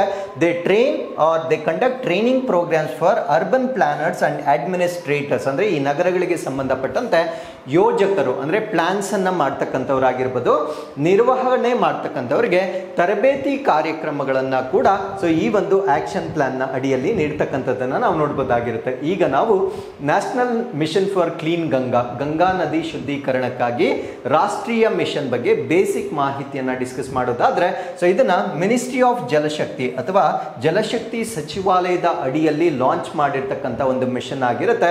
ಸೊ ಈ ಮಿಷನ್ ಅನ್ನು ಲಾಂಚ್ ಮಾಡಲಿಕ್ಕೆ ಕಾರಣ ಏನಂದ್ರೆ rejuvenating and protecting Ganga river. So Ganga river ಅನ್ನ ಅಥವಾ ಗಂಗಾ ನದಿಯನ್ನ ಪುನರುಜ್ಜೀವನಗೊಳಿಸ್ತಕ್ಕಂಥದ್ದು ಮತ್ತು ರಕ್ಷಣೆ ಮಾಡುವ ಉದ್ದೇಶದಿಂದ ಸೊ ಜಲಶಕ್ತಿ ಸಚಿವಾಲಯದ ಅಡಿಯಲ್ಲಿ ಸ್ಟಾರ್ಟ್ ಮಾಡಿರ್ತಕ್ಕಂಥ ಒಂದು ಉಪಕ್ರಮವಾಗಿರುತ್ತೆ.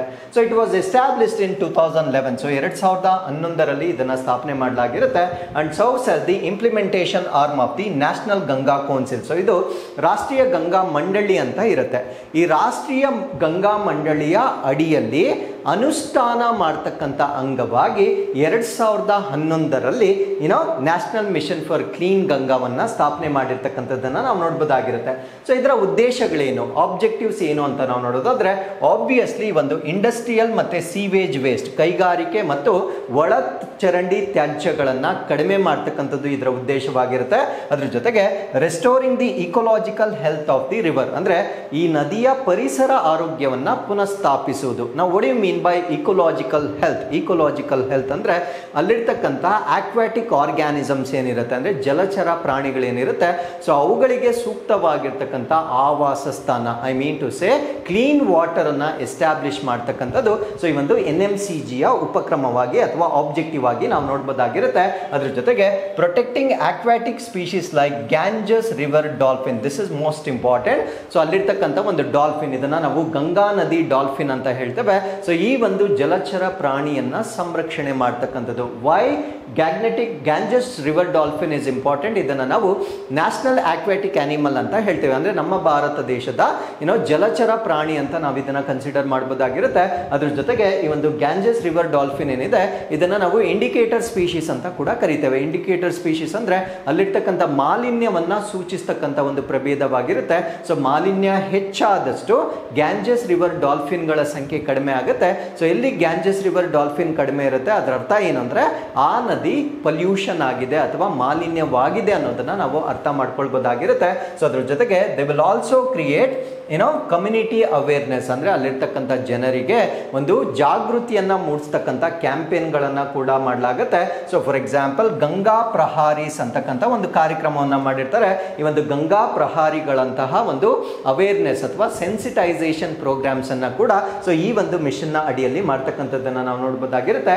ಅದ್ರ ಜೊತೆಗೆ constructing sewage treatment plants and improving river fronts, ಅಂದ್ರೆ ಈ ತ್ಯಾಜ್ಯ ವಸ್ತುಗಳೇನಿರುತ್ತೆ ಅಂದ್ರೆ ಈ ಎಫ್ಲುಯೆಂಟ್ಸ್ ಏನಿರುತ್ತೆ ಈ ಕೈಗಾರಿಕೆಯಿಂದ ಬರ್ತಕ್ಕಂಥದ್ದಾಗಿರ್ಬೋದು ಅಥವಾ ಸಿವೇಜ್ ವಾಟರ್ ಆಗಿರ್ಬೋದು, ಸೊ ಅದರಲ್ಲಿರ್ತಕ್ಕಂಥ ಒಂದು ಪೊಲ್ಯೂಷನ್ ಅನ್ನ ರಿಮೂವ್ ಮಾಡಲಿಕ್ಕೆ ಸಂಸ್ಕರಣಾ ಘಟಕಗಳನ್ನ ನಿರ್ಮಾಣ ಮಾಡ್ತಕ್ಕಂಥದ್ದು ಕೂಡ NMCGಯ ಒಂದು ಭಾಗವಾಗಿ ನಾವು ನೋಡಬಹುದಾಗಿರುತ್ತೆ. ಸೊ ಈಗ ನಾವು ಮೇಜರ್ ಇನಿಷಿಯೇಟಿವ್ಸ್ ಅಂದ್ರೆ NMCG ಅಡಿಯಲ್ಲಿ ಬಂದಿರತಕ್ಕಂಥ ಪ್ರಮುಖ ಉಪಕ್ರಮಗಳ ಬಗ್ಗೆ ನಾವು ಡಿಸ್ಕಸ್ ಮಾಡೋದಾದ್ರೆ ಸೊ ಈ ನಮಾಮಿ ಗಂಗಾ ಪ್ರೋಗ್ರಾಮ್ ಅಂತ ಕರಿತೇವೆ. ಸೊ ಇದನ್ನ ಡೆಫಿನೆಟ್ಲಿ ನೀವು ಕೇಳಿರ್ತೀರ, ಇದನ್ನ ನಾವು ನಮಾಮಿ ಗಂಗೆ ಕಾರ್ಯಕ್ರಮ ಅಂತ ಹೇಳ್ತೇವೆ. ಸೊ ಇದನ್ನ ಲಾಂಚ್ ಮಾಡಿರ್ತಕ್ಕಂಥದ್ದು 2014ರಲ್ಲಿ ಇದನ್ನ ಲಾಂಚ್ ಮಾಡ್ತಾರೆ.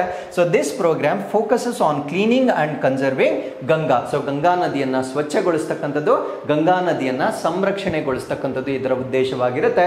ಈ ನಮಾಮಿ ಗಂಗಾ ಪ್ರೋಗ್ರಾಮ್ 1.0 ಆಯಿತು, 2.0ದಲ್ಲಿ ನಾವಿದ್ದೇವೆ. ಸೊ ಇನ್ನೂ ಕೂಡ we are unable to achieve this objective, that is so unfortunate. So ನಾವು there is river cities alliance ಅಂತ ಹೇಳ್ತೇವೆ. ಸೊ ಇದು ಕೂಡ NMCGಯ ಒಂದು ಸಬ್ ಇನಿಷಿಯೇಟಿವ್ ಆಗಿ ನಾವು ನೋಡಬಹುದಾಗಿರುತ್ತೆ. ನದಿ ನಗರಗಳ ಒಕ್ಕೂಟ ಅಂತ ಹೇಳ್ತೇವೆ. ಸೊ ಇದರಲ್ಲಿ strengthens urban rivers management across 145 cities, ಅಂದ್ರೆ ಈ ಒಂದು ನಗರ ನದಿಗಳ ಒಕ್ಕೂಟದ ಅಡಿಯಲ್ಲಿ 145 ನಗರಗಳಲ್ಲಿ ನಗರ ನದಿ ನಿರ್ವಹಣೆಯನ್ನ ಬಲಪಡಿಸ್ತಕ್ಕಂಥದ್ದನ್ನ ನಾವು ನೋಡಬಹುದಾಗಿರುತ್ತೆ. ಸೊ ಇವೆಲ್ಲವನ್ನ NMCG ಅಡಿಯಲ್ಲಿ ಬರ್ತಕ್ಕಂಥ ಸಬ್ ಸೆಟ್ಸ್ ಅಂತ ನಾವಿಲ್ಲಿ ಕನ್ಸಿಡರ್ ಮಾಡಬಹುದಾಗಿರುತ್ತೆ.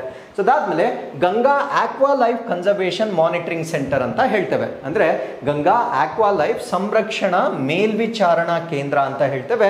ಏನಿದು ಕೇಂದ್ರ ಅಂತ ನಾವು ನೋಡೋದಾದ್ರೆ it's a digital platform for tracking river health. ಅಂದ್ರೆ ಆ ನದಿಯ ಆರೋಗ್ಯವನ್ನ ಟ್ರ್ಯಾಕ್ ಮಾಡಲಿಕ್ಕೆ ಇರ್ತಕ್ಕಂಥ ಒಂದು ಡಿಜಿಟಲ್ ವೇದಿಕೆಯನ್ನ ಕೂಡ ಡೆವಲಪ್ ಮಾಡಿರ್ತಾರೆ. ಆ ಡಿಜಿಟಲ್ ಪ್ಲಾಟ್ಫಾರ್ಮ್ ಅನ್ನ ನಾವೇನಂತ ಕರಿತೀವಿ ಅಂದ್ರೆ Ganga aqua life conservation monitoring centre ಅಂತ ಹೇಳ್ತೇವೆ. ಸೊ ಅದಾದ್ಮೇಲೆ ಪ್ರಾಜೆಕ್ಟ್ ಡಾಲ್ಫಿನ್ ಅನ್ನ ಕೂಡ ಇದರ ಅಡಿಯಲ್ಲಿ ಲಾಂಚ್ ಮಾಡಿರ್ತಾರೆ. ಅಫ್ಕೋರ್ಸ್ ಇದನ್ನ ಏನಕ್ಕೆ ಲಾಂಚ್ ಮಾಡಿರ್ತಾರೆ ಅಂದ್ರೆ ಡಾಲ್ಫಿನ್ಗಳು ಮತ್ತು ಅದರ ಹ್ಯಾಬಿಟ್ಯಾಟ್ ಅಥವಾ ಆವಾಸ ಸ್ಥಾನ ಏನಿರುತ್ತೆ ಸೊ ಅದನ್ನ ಸಂರಕ್ಷಣೆ ಮಾಡ್ತಕ್ಕಂಥದ್ದು ಇದರ ಉದ್ದೇಶವಾಗಿರುತ್ತೆ. ಈಗ ನಾವು ರಿವರ್ ಸಿಟೀಸ್ ಅಲಯನ್ಸ್ ನಗರ ನದಿಗಳ ಒಕ್ಕೂಟದ ಬಗ್ಗೆ ಹೆಚ್ಚಿನ ಮಾಹಿತಿನ ಡಿಸ್ಕಸ್ ಮಾಡೋಣ. ಸೊ ಈ ಒಂದು ಇನಿಷಿಯೇಟಿವ್ ಅನ್ನ ಲಾಂಚ್ ಮಾಡಿರ್ತಕ್ಕಂಥದ್ದು 2021 ಇದನ್ನ ಲಾಂಚ್ ಮಾಡಿರ್ತಾರೆ. Of course it comes under ministry of Jal Shakti. ಅದರ ಜೊತೆಗೆ ministry of housing and urban affairs. This is most important because ಇದು ನಗರಗಳಿಗೆ ಸಂಬಂಧಪಟ್ಟಿರ್ತಕ್ಕಂಥ ಯೋಜನೆ ಆಗಿರೋದ್ರಿಂದ ಕೇವಲ ಇದು ಜಲಶಕ್ತಿ ಸಚಿವಾಲಯದ ಅಡಿಯಲ್ಲಿ ಬರೋದಿಲ್ಲ, ವಸತಿ ಮತ್ತು ನಗರ ವ್ಯವಹಾರಗಳ ಸಚಿವಾಲಯದ ಅಡಿಯಲ್ಲೂ ಕೂಡ ಬರುತ್ತೆ. ಸೊ ಇದನ್ನ 2021 ಅರ್ಬನ್ ರಿವರ್ ಮ್ಯಾನೇಜ್ಮೆಂಟ್, ನಗರದಲ್ಲಿರ್ತಕ್ಕಂಥ ನದಿಗಳನ್ನ ಸುಸ್ಥಿರವಾಗಿ ನಿರ್ವಹಣೆ ಮಾಡುವ ಸಲುವಾಗಿ 2021 ಈ ನದಿ ನಗರಗಳ ಒಕ್ಕೂಟವನ್ನ ಪ್ರಾರಂಭ ಮಾಡಲಾಗಿರುತ್ತೆ. ಸೊ ಇದು ನಂತರ ಏನಾಗುತ್ತೆ ಅಂದ್ರೆ ಗ್ಲೋಬಲ್ ಎಕ್ಸ್ಪ್ಯಾನ್ಷನ್ ಆಗುತ್ತೆ. ಅಂದ್ರೆ ಜಾಗತಿಕವಾಗಿ ಇದನ್ನ ವಿಸ್ತರಣೆ ಮಾಡ್ತಾರೆ. Evolved into global river cities alliance. First start ಆಗಿರ್ತಕ್ಕಂಥದ್ದು ರಿವರ್ ಸಿಟೀಸ್ ಅಲಯನ್ಸ್ ಅಷ್ಟೇ. ಅದರ ಮುಂದುವರೆದ ಭಾಗವಾಗಿ ಇದನ್ನ ಗ್ಲೋಬಲ್ ರಿವರ್ ಸಿಟೀಸ್ ಅಲಯನ್ಸ್ ಆಗಿ ಕನ್ವರ್ಟ್ ಮಾಡ್ತಾರೆ. ಸೊ ಇದನ್ನ ಲಾಂಚ್ ಮಾಡಿರ್ತಕ್ಕಂಥದ್ದು ಕಾನ್ಫರೆನ್ಸಸ್ ಆಫ್ ಪಾರ್ಟೀಸ್ 28 ಅಂದ್ರೆ UNFCCC ಅಡಿಯಲ್ಲಿ ಪ್ರತಿ ವರ್ಷ ಈ ಎನ್ವೈರನ್ಮೆಂಟ್ ಪ್ರೊಟೆಕ್ಷನ್ಗೆ ಸಂಬಂಧಪಟ್ಟಂತೆ ಎಲ್ಲ ಸದಸ್ಯ ರಾಷ್ಟ್ರಗಳು ಸಭೆ ಸೇರ್ತಾರೆ. ಈ ರೀತಿಯಾಗಿ ನಡೆದಿರ್ತಕ್ಕಂಥ COP28 ಈ ರಿವರ್ ಸಿಟೀಸ್ ಅಲಯನ್ಸ್ ಏನಿರುತ್ತೆ ಸೊ ಇದನ್ನ ಗ್ಲೋಬಲ್ ಪ್ಲಾಟ್ಫಾರ್ಮ್ಗೆ ತೆಗೆದುಕೊಂಡು ಹೋಗಿ ಗ್ಲೋಬಲ್ ರಿವರ್ ಸಿಟೀಸ್ ಅಲಯನ್ಸ್ ಅಂತ ಮಾಡ್ತಾರೆ. ಸೊ ಪ್ರಸ್ತುತವಾಗಿ ಇದರಲ್ಲಿ 11 ಕಂಟ್ರೀಸ್ ಪಾರ್ಟಿಸಿಪೇಟ್ ಮಾಡ್ತಾ ಇರ್ತಕ್ಕಂಥದ್ದನ್ನು ನಾವು ನೋಡ್ಬೋದಾಗಿರುತ್ತೆ. ಏನಕ್ಕೆ ಈ ರೀತಿಯ ಅಲಯನ್ಸ್ ಅನ್ನ ಮಾಡ್ತಾರೆ ಅಂದ್ರೆ suppose if any one of the countries if they have better management system ಅಂದರೆ ಉತ್ತಮವಾಗಿರ್ತಕ್ಕಂಥ ನಿರ್ವಹಣಾ ಪದ್ಧತಿಗಳನ್ನು ಅವರೇನಾದರೂ ಫಾಲೋ ಮಾಡ್ತಾ ಇದ್ರೆ ಆ ಒಂದು ನಾಲೆಡ್ಜ್ ಶೇರಿಂಗ್ ಅನ್ನು ಮಾಡ್ಬೋದಾಗಿರುತ್ತೆ. ಆ ಒಂದು ಜ್ಞಾನದ ಹಂಚಿಕೆಯಿಂದ ಬೇರೆಲ್ಲ ರಾಷ್ಟ್ರಗಳು ತಮ್ಮ ನಗರಗಳಲ್ಲಿ ಇರ್ತಕ್ಕಂಥ ನದಿಗಳನ್ನು ಕ್ಲೀನ್ ಮಾಡ್ತಕ್ಕಂಥದ್ದು ಅಥವಾ ಅದನ್ನು ಸುಸ್ಥಿರವಾಗಿ ನಿರ್ವಹಣೆ ಮಾಡ್ತಕ್ಕಂಥ ಪ್ರಯತ್ನಗಳನ್ನು ಮಾಡುವ ಸಲುವಾಗಿ ಸೊ ಈ ಒಂದು ಅಲಯನ್ಸ್ ಅನ್ನು ಕ್ರಿಯೇಟ್ ಮಾಡಿರ್ತಕ್ಕಂಥದ್ದನ್ನು ನಾವಿಲ್ಲಿ ನೋಡ್ಬೋದಾಗಿರುತ್ತೆ. So with this let's get into question number 5. Wakhan corridor ಇತ್ತೀಚೆಗೆ ಯಾವ 2 ದೇಶಗಳ ನಡುವಿನ ಕಾರ್ಯತಂತ್ರದ ಉದ್ವಿಗ್ನತೆಯ ಕೇಂದ್ರ ಬಿಂದುವಾಗಿದೆ? The Walkham corridor has recently become a focal point of strategic tension between which 2 countries? So ನಾನು ಮಾತಾಡ್ತಾ ಇರ್ತಕ್ಕಂಥದ್ದು ವಾಕನ್ ಕಾರಿಡಾರ್ ಅಂತ ಹೇಳ್ತೇವೆ. ಸೊ ಈ ವಾಕನ್ ಕಾರಿಡಾರ್ ಅಂತಕ್ಕಂಥದ್ದು ಯಾವ 2 ರಾಷ್ಟ್ರಗಳ ನಡುವೆ ಇತ್ತೀಚೆಗೆ ಸ್ವಲ್ಪ ಉದ್ವಿಗ್ನತೆಗೆ ಕಾರಣವಾಗಿರ್ತಕ್ಕಂಥ ಪ್ರದೇಶ ಅಂತಕ್ಕಂಥದ್ದು ನಮ್ಮ ಪ್ರಶ್ನೆ ಆಗಿರುತ್ತೆ. ಸೊ ಈ ಪ್ರಶ್ನೆಗೆ ಸರಿಯಾದ ಉತ್ತರ so this comes in between China and Afghanistan. So China ಮತ್ತು ಆಫ್ಘಾನಿಸ್ತಾನ ಈ 2 ರಾಷ್ಟ್ರಗಳ ನಡುವೆ ಇರ್ತಕ್ಕಂಥ ಒಂದು ಬೋನ್ ಆಫ್ ಕಂಟೆನ್ಷನ್ ಅಂತ ಹೇಳ್ಬೋದಾಗಿರುತ್ತೆ. ಅಫ್ಕೋರ್ಸ್ ಇದು ಜಿಯೋಗ್ರಫಿಕಲಿ ಅಫ್ಘಾನಿಸ್ತಾನ್ಗೆ ಸಂಬಂಧಪಟ್ಟಿರ್ತಕ್ಕಂಥದ್ದು, ಬಟ್ ಚೈನಾಗೆ ಇದು ಸ್ವಲ್ಪ ಸ್ಟ್ರಾಟಜಿಕಲಿ ಇಂಪಾರ್ಟೆಂಟ್ ಆಗಿರ್ತಕ್ಕಂಥ ಪ್ಲೇಸ್ ಆಗಿರುತ್ತೆ. ಸೊ ಆ ಒಂದು ಕಾರಣದಿಂದ ಈ ಪ್ಲೇಸ್ಗೆ ಸಂಬಂಧಪಟ್ಟಂತೆ ಚೈನಾ ಮತ್ತೆ ಆಫ್ಘಾನಿಸ್ತಾನ್ ನಡುವೆ ಸೊ ಉದ್ವಿಗ್ನತೆ ಉಂಟಾಗಿರ್ತಕ್ಕಂಥದ್ದನ್ನು ನಾವು ನೋಡ್ಬೋದಾಗಿರುತ್ತೆ. ಹಾಗಿದ್ರೆ ವಾಕ್ ಆನ್ ಟ್ರ್ಯಾಕ್ ಅಂತಕ್ಕಂಥದ್ದು ಮ್ಯಾಪ್ ಅಲ್ಲಿ ನಾವು ನೋಡಬೇಕಾಗಿರುತ್ತೆ ಎಕ್ಸಾಕ್ಟ್ಲಿ ಎಲ್ಲಿ ಬರುತ್ತೆ ಅಂತ. ಸೊ ಫಾರ್ ಎಕ್ಸಾಂಪಲ್ ಈ ಮ್ಯಾಪ್ ಅಲ್ಲಿ ನಾವಿಲ್ಲಿ ನಮ್ಮ ಭಾರತ ರಾಷ್ಟ್ರವನ್ನ ನೋಡ್ಬೋದಾಗಿರುತ್ತೆ. ಸೊ ಇದು ಪಾಕಿಸ್ತಾನ್ ಆಕ್ಯುಪೈಡ್ ಕಾಶ್ಮೀರ್ ಆಗಿರುತ್ತೆ. ಸೊ ಅಫ್ಘಾನಿಸ್ತಾನ್ ಈ ಪಾಕಿಸ್ತಾನ್ ಆಕ್ಯುಪೈಡ್ ಕಾಶ್ಮೀರ್ ಜೊತೆಗೆ ಬಾರ್ಡರ್ ಅನ್ನ ಶೇರ್ ಮಾಡಿಕೊಳ್ಳುತ್ತೆ. ಸಪೋಸ್ ನಮಗೇನಾದರೂ ಅಫ್ಘಾನಿಸ್ತಾನ್ ಭಾರತ ದೇಶದೊಂದಿಗೆ ಗಡಿಯನ್ನು ಹಂಚಿಕೊಳ್ಳುತ್ತೆ ಅಂದರೆ ಡೆಫಿನೆಟ್ಲಿ ನಾವು ಎಸ್ ಅಂತಲೇ ಹೇಳ್ತೇವೆ. ಬಿಕಾಸ್ ಪಾಕಿಸ್ತಾನ್ ಆಕ್ಯುಪೈಡ್ ಕಾಶ್ಮೀರ್ ಅನ್ನು ನಾವು ನಮ್ಮದು ಅಂತ ಟ್ರೀಟ್ ಮಾಡೋ ಕಾರಣದಿಂದ of course Afghanistan shares border with India ಅಂತ ನಾವು ಕನ್ಸಿಡರ್ ಮಾಡ್ತೇವೆ.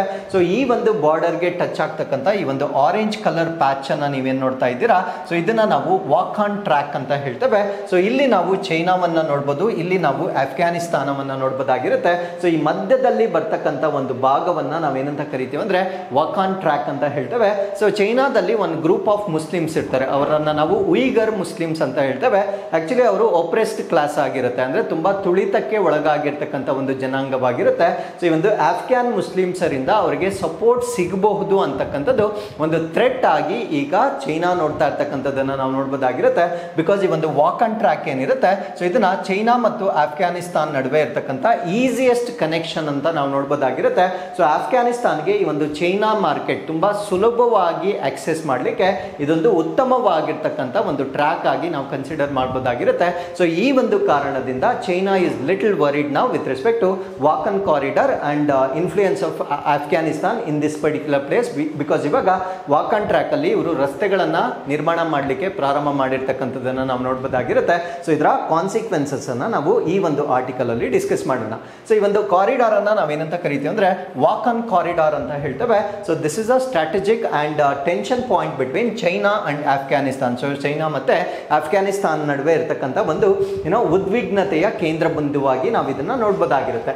ಸೊ ಇದರ ಜಿಯೋಗ್ರಫಿಕಲ್ ಇಂಪಾರ್ಟೆನ್ಸ್ ಅಥವಾ ಸ್ಟ್ರಾಟಜಿಕ್ ಇಂಪಾರ್ಟೆನ್ಸ್ ಅನ್ನ ನಾವು ನೋಡೋದಾದ್ರೆ it is a narrow strip of land, ಅಂದ್ರೆ ತುಂಬಾ ಬ್ರಾಡ್ ಆಗಿರೋದಿಲ್ಲ, ತುಂಬಾ ನ್ಯಾರೋ ಆಗಿ ಅಥವಾ ಕಿರಿದಾಗಿರ್ತಕ್ಕಂಥ ಒಂದು ಭೂಪ್ರದೇಶವಾಗಿರುತ್ತೆ.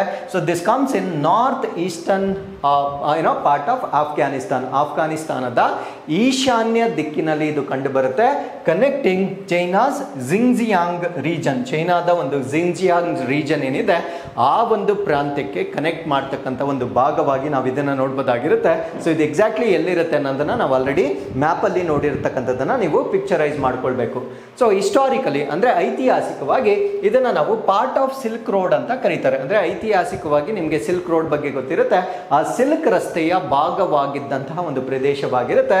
It is Afghanistan's only land connected to China. So ಚೈನಾಗೆ ಸಂಪರ್ಕಿತವಾಗಿರ್ತಕ್ಕಂಥ ಆಫ್ಘಾನಿಸ್ತಾನ್ನ ಭೂಪ್ರದೇಶ ಏನಿದೆ ಏಕೈಕ ಭೂ ಸಂಪರ್ಕವಾಗಿ ಈ ಒಂದು ಟ್ರ್ಯಾಕ್ ಅನ್ನ ನಾವು ಕನ್ಸಿಡರ್ ಮಾಡಬಹುದಾಗಿರುತ್ತೆ.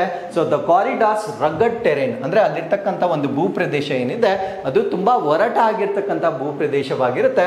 ಅಂಡ್ ಅದರ ಅಕ್ಸೆಸಿಬಿಲಿಟಿ ಅಂದ್ರೆ ಅದು ಒರಟಾಗಿರೋದ್ರಿಂದ ಅದನ್ನ ಬಳಕೆ ಮಾಡ್ಕೊಳ್ತಕ್ಕಂಥ ಒಂದು ಸಾಮರ್ಥ್ಯ ತುಂಬಾ ಲಿಮಿಟೆಡ್ ಆಗಿರುತ್ತೆ.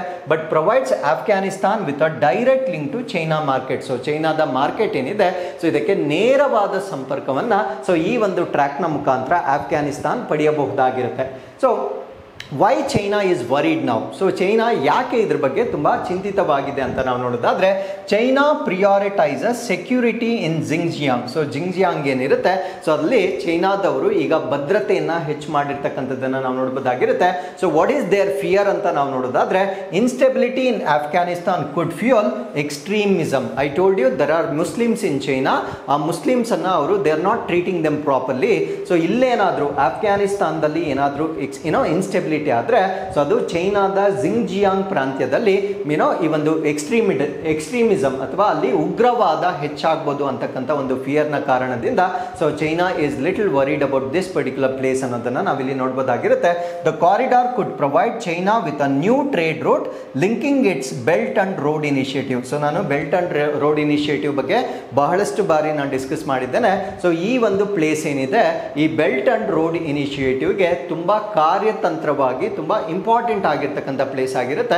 ಬಟ್ ಅನ್ಫಾರ್ಚುನೇಟ್ಲಿ ಅದು ಆಫ್ಘಾನಿಸ್ತಾನದಲ್ಲಿ ಇರ್ತಕ್ಕಂಥದ್ದು. ಸೊ ಚೈನಾದವರು ಅದನ್ನ ಬೆಲ್ಟ್ ಅಂಡ್ ರೋಡ್ ಇನಿಷಿಯೇಟಿವ್ಗೂ ಕೂಡ ಸೊ ಅದನ್ನ ಬಳಕೆ ಮಾಡಿಕೊಳ್ಳದ ಪರಿಸ್ಥಿತಿಯಲ್ಲಿ ಇರ್ತಕ್ಕಂಥದ್ದನ್ನ ನಾವಿಲ್ಲಿ ಗಮನಿಸಬಹುದಾಗಿರುತ್ತೆ. ನಾವು why Afghanistan is more interested in this particular place ನಾವು ಅಂತ ನಾವು ನೋಡೋದಾದ್ರೆ the Taliban government sees the corridor as the crucial trade route for economic revival. ಅಂದ್ರೆ ತಾಲಿಬಾನ್ ನಲ್ಲಿ ಆಗಿರ್ತಕ್ಕಂಥ ಒಂದು ಆರ್ಥಿಕ ಹಿಂಜರಿತ ಏನಿರುತ್ತೆ ಸೊ ಅದನ್ನ ಪುನರುಜ್ಜೀವನಗೊಳಿಸಲಿಕ್ಕೆ ಅಲ್ಲಿ ಈಗ ಇರ್ತಕ್ಕಂಥ ಒಂದು ತಾಲಿಬಾನ್ ಸರ್ಕಾರ ಏನಿರುತ್ತೆ ಸೊ ಈ ಒಂದು ಕಾರಿಡಾರ್ ಅನ್ನ ಆರ್ಥಿಕ ಪುನರುಜ್ಜೀವನಕ್ಕೆ ನಿರ್ಣಾಯಕವಾದ ವ್ಯಾಪಾರ ಮಾರ್ಗವೆಂದು ಸೊ ಅವರದನ್ನ ಕನ್ಸಿಡರ್ ಮಾಡ್ತಾ ಇರ್ತಕ್ಕಂಥದ್ದನ್ನ ನಾವು ನೋಡಬಹುದಾಗಿರುತ್ತೆ. ಸೊ ಇಷ್ಟು ವರ್ಷಗಳ ಕಾಲ ಆ ಭಾಗವನ್ನ ಅವರು ಇಗ್ನೋರ್ ಮಾಡಿದ್ರು, ಕಡೆಗಣಿಸಿದ್ರು. ಸೊ ಅದರಿಂದ ಚೈನಾ ಕೂಡ it was very peaceful. So ಈಗ ಆ ಪ್ರದೇಶದಲ್ಲಿ ಅವರು ಮೂಲ ಸೌಕರ್ಯಗಳನ್ನ ಅಭಿವೃದ್ಧಿ ಮಾಡ್ತಾ ಇರುವ ಕಾರಣದಿಂದ so China is little worried about this ಅಂತ ನಾವಿಲ್ಲಿ ನೋಡಬಹುದಾಗಿರುತ್ತೆ. And developing corridor would allow Afghanistan direct access to Chinese market, reducing dependency on neighboring countries. ಅಂದರೆ ಈ ಅಫ್ಘಾನಿಸ್ತಾನದವರಿಗೆ ಬೇರೆ ರಾಷ್ಟ್ರಗಳ ಮೇಲೆ ಆಗುವ ಅವಲಂಬನೆಯನ್ನು ಕಡಿಮೆ ಮಾಡುವ ಮುಖಾಂತರ ಚೈನಾದ ಮಾರುಕಟ್ಟೆಗೆ ನೇರವಾದ ಸಂಪರ್ಕವನ್ನು ಪಡೆಯಬಹುದಾಗಿರುತ್ತೆ. So this is the interest of Afghanistan. So ಈ ಪ್ಲೇಸ್ ಅನ್ನು ಇವರು ಏನಕ್ಕೆ ಎಕ್ಸ್ಪ್ಲೋರ್ ಮಾಡ್ತಾ ಇದ್ದಾರೆ ಅಂದ್ರೆ, so because to have direct access to China's market. So ಆ ಒಂದು ಕಾರಣದಿಂದ ಅಫ್ಘಾನಿಸ್ತಾನ್ ಹೆಚ್ಚಿನ ಆಸಕ್ತಿಯನ್ನು ತೋರಿಸ್ತಾ ಇರ್ತಕ್ಕಂಥದ್ದು ಸೊ ಈ ಒಂದು ಉದ್ವಿಗ್ನತೆಗೆ ಕಾರಣವಾಗಿರುತ್ತೆ. So what are the facts related to Wakhan corridor? So ಇದಕ್ಕೆ ಸಂಬಂಧಪಟ್ಟಂತೆ ಕೆಲವು ಪ್ರಮುಖ ಅಂಶಗಳನ್ನು ನಾವು ನೋಡೋದಾದ್ರೆ, so this corridor stretches about 350 kilometres between Tajikistan. So north ಅಲ್ಲಿ ನಾವು ತಜಿಕಿಸ್ತಾನ್ ಅನ್ನ ನೋಡ್ಬೋದು, ಸೌತ್ ಅಲ್ಲಿ ನಾವು ಪಾಕಿಸ್ತಾನ್ ಅನ್ನ ನೋಡ್ಬೋದು. ಸೊ ಇದು ಚೈನಾನ ಈಸ್ಟ್ ಅಲ್ಲಿ ಮೀಟ್ ಮಾಡುತ್ತೆ. ಇದು ಒಟ್ಟು ಉದ್ದ ಎಷ್ಟಿರುತ್ತೆ ಅಂದ್ರೆ 350 ಕಿಲೋಮೀಟರ್ ವಿಸ್ತರಣೆಯನ್ನ ಹೊಂದಿರತಕ್ಕಂಥ ಒಂದು ಪ್ರದೇಶವಾಗಿರುತ್ತೆ. ಉತ್ತರದಲ್ಲಿ ತಜಿಕಿಸ್ತಾನ, ದಕ್ಷಿಣದಲ್ಲಿ ಪಾಕಿಸ್ತಾನ ಮತ್ತು ಪೂರ್ವದಲ್ಲಿ ಚೀನಾವನ್ನ ಹೊಂದಿರತಕ್ಕಂಥ ಒಂದು ಕಾರಿಡಾರ್ ಆಗಿ ನಾವು ಇದನ್ನ ನೋಡಬಹುದಾಗಿರುತ್ತೆ. ಸೊ ಹಿಸ್ಟಾರಿಕಲ್ ಬ್ಯಾಕ್ ಗ್ರೌಂಡ್, ಇದರ ಐತಿಹಾಸಿಕ ಹಿನ್ನೆಲೆಯನ್ನು ನಾವು ನೋಡೋದಾದ್ರೆ, this corridor was established in 1893 as a part of Durand line agreement. So ಈ ಒಂದು ಡ್ಯೂರಾಂಡ್ ಲೈನ್ ಒಪ್ಪಂದ ಏನಿರುತ್ತೆ, ಈ ಡ್ಯೂರಾಂಡ್ ರೇಖೆಯ ಒಪ್ಪಂದದ ಭಾಗವಾಗಿ 1893ರಲ್ಲಿ ಇದನ್ನು ಸ್ಥಾಪನೆ ಮಾಡಲಾಗಿರುತ್ತೆ. Creating a boundary between British India and Afghanistan. So ನಾನು ಮ್ಯಾಪಲ್ಲಿ ತೋರಿಸಿದಾಗ, so that is the part of Afghanistan touching India ಅಂತ ನಾನು ಹೇಳಿದೆ. ಸೊ ಅದನ್ನು ನೀವು ಇಲ್ಲಿ ರೀಕಾಲ್ ಮಾಡ್ಕೊಳ್ಬೇಕು. ಬ್ರಿಟಿಷ್ ಭಾರತ ಮತ್ತು ಅಫ್ಘಾನಿಸ್ತಾನದ ನಡುವೆ ಗಡಿಯನ್ನ ಸೃಷ್ಟಿ ಮಾಡ್ತಕ್ಕಂಥ ಡ್ಯೂರಾಂಡ್ ರೇಖೆ ಒಪ್ಪಂದ ಏನಿರುತ್ತೆ, ಈ ಒಂದು ರೇಖೆಯ ಒಪ್ಪಂದದ ಭಾಗವಾಗಿ 1893ರಲ್ಲಿ ಸೊ ಈ ಒಂದು ಟ್ರ್ಯಾಕ್ ಅನ್ನ ಸ್ಥಾಪನೆ ಮಾಡಿರ್ತಕ್ಕಂಥದ್ದನ್ನ ನಾವು ನೋಡಬಹುದಾಗಿರುತ್ತೆ. ಸೊ ಇಲ್ಲಿ ಕರೆಂಟ್ ಡೆವಲಪ್ಮೆಂಟ್ಸ್ ಏನಾಗ್ತಾ ಇದೆ ಅಂತ ನಾವು ನೋಡೋದಾದ್ರೆ, Taliban has been constructing a road through the corridor. So this is the problem for China. Taliban ಈ ಒಂದು ಭಾಗದಲ್ಲಿ ರಸ್ತೆಗಳನ್ನ ನಿರ್ಮಾಣ ಮಾಡ್ತಿರುವ ಕಾರಣದಿಂದ ಚೈನಾ ಇದರ ಬಗ್ಗೆ ಫಿಯರ್ ಅಥವಾ ಅಫ್ರೈಡ್ ಆಗಿರ್ತಕ್ಕಂಥದ್ದನ್ನ ನಾವು ಗಮನಿಸಬಹುದಾಗಿರುತ್ತೆ. So with this we have come to snippets exercise Akash Aakraman. So ಇದು IAF ರಫೇಲ್ಸ್ Su-30s ಡ್ರಿಲ್ ಆಗಿರುತ್ತೆ ಅಥವಾ ಈ ಒಂದು ಎಕ್ಸರ್ಸೈಸ್ ಆಗಿರುತ್ತೆ. ಸೊ ಈ ಒಂದು ಎಕ್ಸರ್ಸೈಸ್ ನಲ್ಲಿ ಏನೇನು ಮಾಡಲಾಗ್ತಾ ಇದೆ, ಯಾವ ಕಂಟ್ರೀಸ್ ಪಾರ್ಟಿಸಿಪೇಟ್ ಮಾಡ್ತಾ ಇದೆ ಅನ್ನೋದನ್ನ ನಾವು ಡಿಸ್ಕಸ್ ಮಾಡೋಣ. ಸೊ ಇದನ್ನ ನಾವು ಎಕ್ಸರ್ಸೈಸ್ ಆಕ್ರಮಣ ಅಂತ ಹೇಳ್ತೇವೆ. ಸೊ ಇದು ಲಾರ್ಜೆಸ್ಟ್ ಸ್ಕೇಲ್ ಕಾಂಬ್ಯಾಟ್ ಡ್ರಿಲ್ ಆಗಿರುತ್ತೆ. ಈ ಡ್ರಿಲ್ ಅನ್ನ ಕಂಡಕ್ಟ್ ಮಾಡ್ತಾ ಇರ್ತಕ್ಕಂಥವ್ರು ಇಂಡಿಯನ್ ಏರ್ ಫೋರ್ಸ್, ಅಂದ್ರೆ ಭಾರತೀಯ ವಾಯುಪಡೆ ಕಂಡಕ್ಟ್ ಮಾಡ್ತಾ ಇರ್ತಕ್ಕಂಥ ದೊಡ್ಡ ಪ್ರಮಾಣದ ಯುದ್ಧ ಕವಾಯತ್ತು ಅಂತ ನಾವು ಇದನ್ನ ಕನ್ಸಿಡರ್ ಮಾಡಬಹುದಾಗಿರುತ್ತೆ. ಇದನ್ನ ನಾವು ಆಕ್ರಮಣ ಅಂತ ಹೇಳ್ತೇವೆ. ಸೊ ಈ ಒಂದು ಆಕ್ರಮಣಲ್ಲಿ no other country is participating. ಇದು ಇಂಡಿಯನ್ ಏರ್ ಫೋರ್ಸ್ ಮಾಡ್ತಾ ಇರ್ತಕ್ಕಂಥ ಒಂದು ಎಕ್ಸರ್ಸೈಸ್ ಆಗಿರುತ್ತೆ. ಸೊ ಇದರಲ್ಲಿ ರಫೇಲ್ ಫೈಟರ್ ಜೆಟ್ಗಳು, Su-30 MKIಗಳು, they are showcasing India's air power and operational readiness. ಅಂದರೆ ನಮ್ಮ ಭಾರತ ದೇಶದ ವಾಯು ಶಕ್ತಿಯನ್ನು ತೋರಿಸ್ತಕ್ಕಂಥ ಒಂದು ಕಾರ್ಯಾಚರಣೆಯಾಗಿ ನಾವು ಇದನ್ನು ನೋಡಬಹುದಾಗಿರುತ್ತೆ. ಸೊ ಇದರ ಆಬ್ಜೆಕ್ಟಿವ್ ಏನು ಅಂದರೆ, joint strike capabilities, air dominance in diverse terrains including plains and mountainous regions. ಅಂದರೆ ಬಯಲು ಪ್ರದೇಶ ಆಗಿರ್ಬೋದು, ಪರ್ವತ ಪ್ರದೇಶ ಆಗಿರ್ಬೋದು, ಈ ರೀತಿಯಾಗಿ ವೈವಿಧ್ಯಮಯವಾಗಿರ್ತಕ್ಕಂಥ ಭೂಪ್ರದೇಶಗಳಲ್ಲಿ ನಮ್ಮ ಸಾಮರ್ಥ್ಯವನ್ನು ತೋರಿಸ್ತಕ್ಕಂಥದ್ದು ಅಥವಾ ವಾಯು ಪ್ರಾಬಲ್ಯವನ್ನು ಹೆಚ್ಚು ಮಾಡುವ ಉದ್ದೇಶದಿಂದ ಈ ಒಂದು ಎಕ್ಸರ್ಸೈಸ್ ಅನ್ನು ಕಂಡಕ್ಟ್ ಮಾಡಲಾಗ್ತಾ ಇದೆ. So the drill come at the time of highlighted security concerns, recent regional developments. ಅಂದರೆ ಇತ್ತೀಚೆಗೆ ಆಗಿರ್ತಕ್ಕಂಥ ಈ ಒಂದು ಡೆವಲಪ್ಮೆಂಟ್ಸ್ ಏನಿರುತ್ತೆ, ಸೊ ಅದಕ್ಕೆ ಪ್ರಾದೇಶಿಕ ಬೆಳವಣಿಗೆಯ ನಂತರ ಈ ಒಂದು ಅಭ್ಯಾಸವನ್ನು ಮಾಡ್ತಾ ಇರ್ತಕ್ಕಂಥದ್ದನ್ನು ನಾವು ನೋಡ್ಬೋದಾಗಿರುತ್ತೆ. Next is World Malaria Day ಅಥವಾ ವಿಶ್ವ ಮಲೇರಿಯಾ ದಿನ. ಸೊ ಈ ದಿನವನ್ನು ಪ್ರತಿ ವರ್ಷ ಏಪ್ರಿಲ್ 25ನೇ ತಾರೀಕು ಆಚರಣೆ ಮಾಡಲಾಗುತ್ತೆ. ಸೊ ಈ ವರ್ಷದ ಥೀಮ್ ಏನಾಗಿರುತ್ತೆ ಅಂದರೆ, ಮಲೇರಿಯಾ ಎಂಡ್ಸ್ ವಿತ್ ಅಸ್, ರೀ ಇನ್ವೆಸ್ಟ್, ರೀ ಇಮ್ಯಾಜಿನ್, ರೀ ಇಗ್ನೈಟ್. ಅಂದರೆ ಮಲೇರಿಯಾ ನಮ್ಮೊಂದಿಗೆ ಕೊನೆಗೊಳ್ಳುತ್ತದೆ, ಮರು ಹೂಡಿಕೆ, ಮರುಕಲ್ಪನೆ, ಪುನರುಜ್ಜೀವನ ಅಂತಕ್ಕಂಥದ್ದು ಸೊ ಈ ವರ್ಷದ ಥೀಮ್ ಆಗಿರುತ್ತೆ. ಹಾಗಿದ್ರೆ ಈ ಒಂದು ಮಲೇರಿಯಾ ಬಗ್ಗೆ ನಾವು ಹೆಚ್ಚು ಮಾಹಿತಿಯನ್ನು ಡಿಸ್ಕಸ್ ಮಾಡೋಣ. ಸೊ ಫಸ್ಟ್, ಮಲೇರಿಯಾ ಯಾಕೆ ನಾವು ಗ್ಲೋಬಲ್ ಬರ್ಡನ್ ಅಂತ ನಾವು ಕನ್ಸಿಡರ್ ಮಾಡ್ತೀವಿ ಅಂದರೆ, when you look at the statistics of 2023, 263 million new malaria cases. So 263 million ಹೊಸ ಮಲೇರಿಯಾ ಪ್ರಕರಣಗಳು 2023ರಲ್ಲಿ ದಾಖಲಾಗಿರುತ್ತೆ 5,97,000 deaths. So you can see this number. 5,97,000 ಜನ ಈ ಮಲೇರಿಯಾದಿಂದ ಸಾವಾಗಿರ್ತಕ್ಕಂಥದ್ದನ್ನ ನಾವು 2023ರಲ್ಲಿ ನೋಡ್ಬೋದಾಗಿರುತ್ತೆ. ಸೊ ಮಲೇರಿಯಾ ಅಂತಕ್ಕಂಥದ್ದು it's a mosquito borne disease ಆಗಿರುತ್ತೆ, ಅಂದ್ರೆ ಸೊಳ್ಳೆ ಕಡಿತದಿಂದ ಬರ್ತಕ್ಕಂಥ ಕಾಯಿಲೆ ಆಗಿರುತ್ತೆ. ಆ ಸೊಳ್ಳೆ ಕಡಿತದಿಂದ ಒಂದು ಪ್ಲಾಸ್ಮೋಡಿಯಂ ಪ್ಯಾರಾಸೈಟ್, ಪ್ಲಾಸ್ಮೋಡಿಯಂ ಪರಾವಲಂಬಿ ಜೀವಿ ಅಂತ ಹೇಳ್ತೇವೆ, ಅದು ಯಾವ ಅನಾಫಿಲಿಸ್ ಮಸ್ಕಿಟೋ, ಫೀಮೇಲ್ ಮಸ್ಕಿಟೋ ಏನಿರುತ್ತೆ, ಸೊ ಅದು ಬೈಟ್ ಮಾಡಿದಾಗ ಈ ಒಂದು ಪ್ಲಾಸ್ಮೋಡಿಯಂ ಪ್ಯಾರಾಸೈಟ್ ಏನಿರುತ್ತೆ ಅದು ಬ್ಲಡ್ಗೆ ಎಂಟರ್ ಆಗಿ ಉಂಟು ಮಾಡ್ತಕ್ಕಂಥ ಒಂದು ಕಾಯಿಲೆಯನ್ನು ನಾವು ಮಲೇರಿಯಾ ಡಿಸೀಸ್ ಅಂತ ಹೇಳ್ತೇವೆ. ಸೊ ಇದು 5 ಸ್ಪೀಶೀಸ್ ಇಂದ ಬರುತ್ತೆ, ಅಂದ್ರೆ ಮಲೇರಿಯಾ ಅಂತಕ್ಕಂಥದ್ದು 5 ಪ್ರಭೇದಗಳಿಂದ ಬರುತ್ತೆ. ಆ 5 ಪ್ರಭೇದಗಳು ಯಾವ್ದ್ಯಾವ್ದು, ಅದರ ಕಾಂಪ್ಲಿಕೇಶನ್ಸ್ ಏನು ಅಂತ ನಾವಿಲ್ಲಿ ಡಿಸ್ಕಸ್ ಮಾಡೋಣ. ಮೊದಲನೇದನ್ನ ನಾವು ಪ್ಲಾಸ್ಮೋಡಿಯಂ ಫ್ಯಾಲ್ಸಿಪ್ಯಾರಮ್ ಅಂತ ಹೇಳ್ತೇವೆ.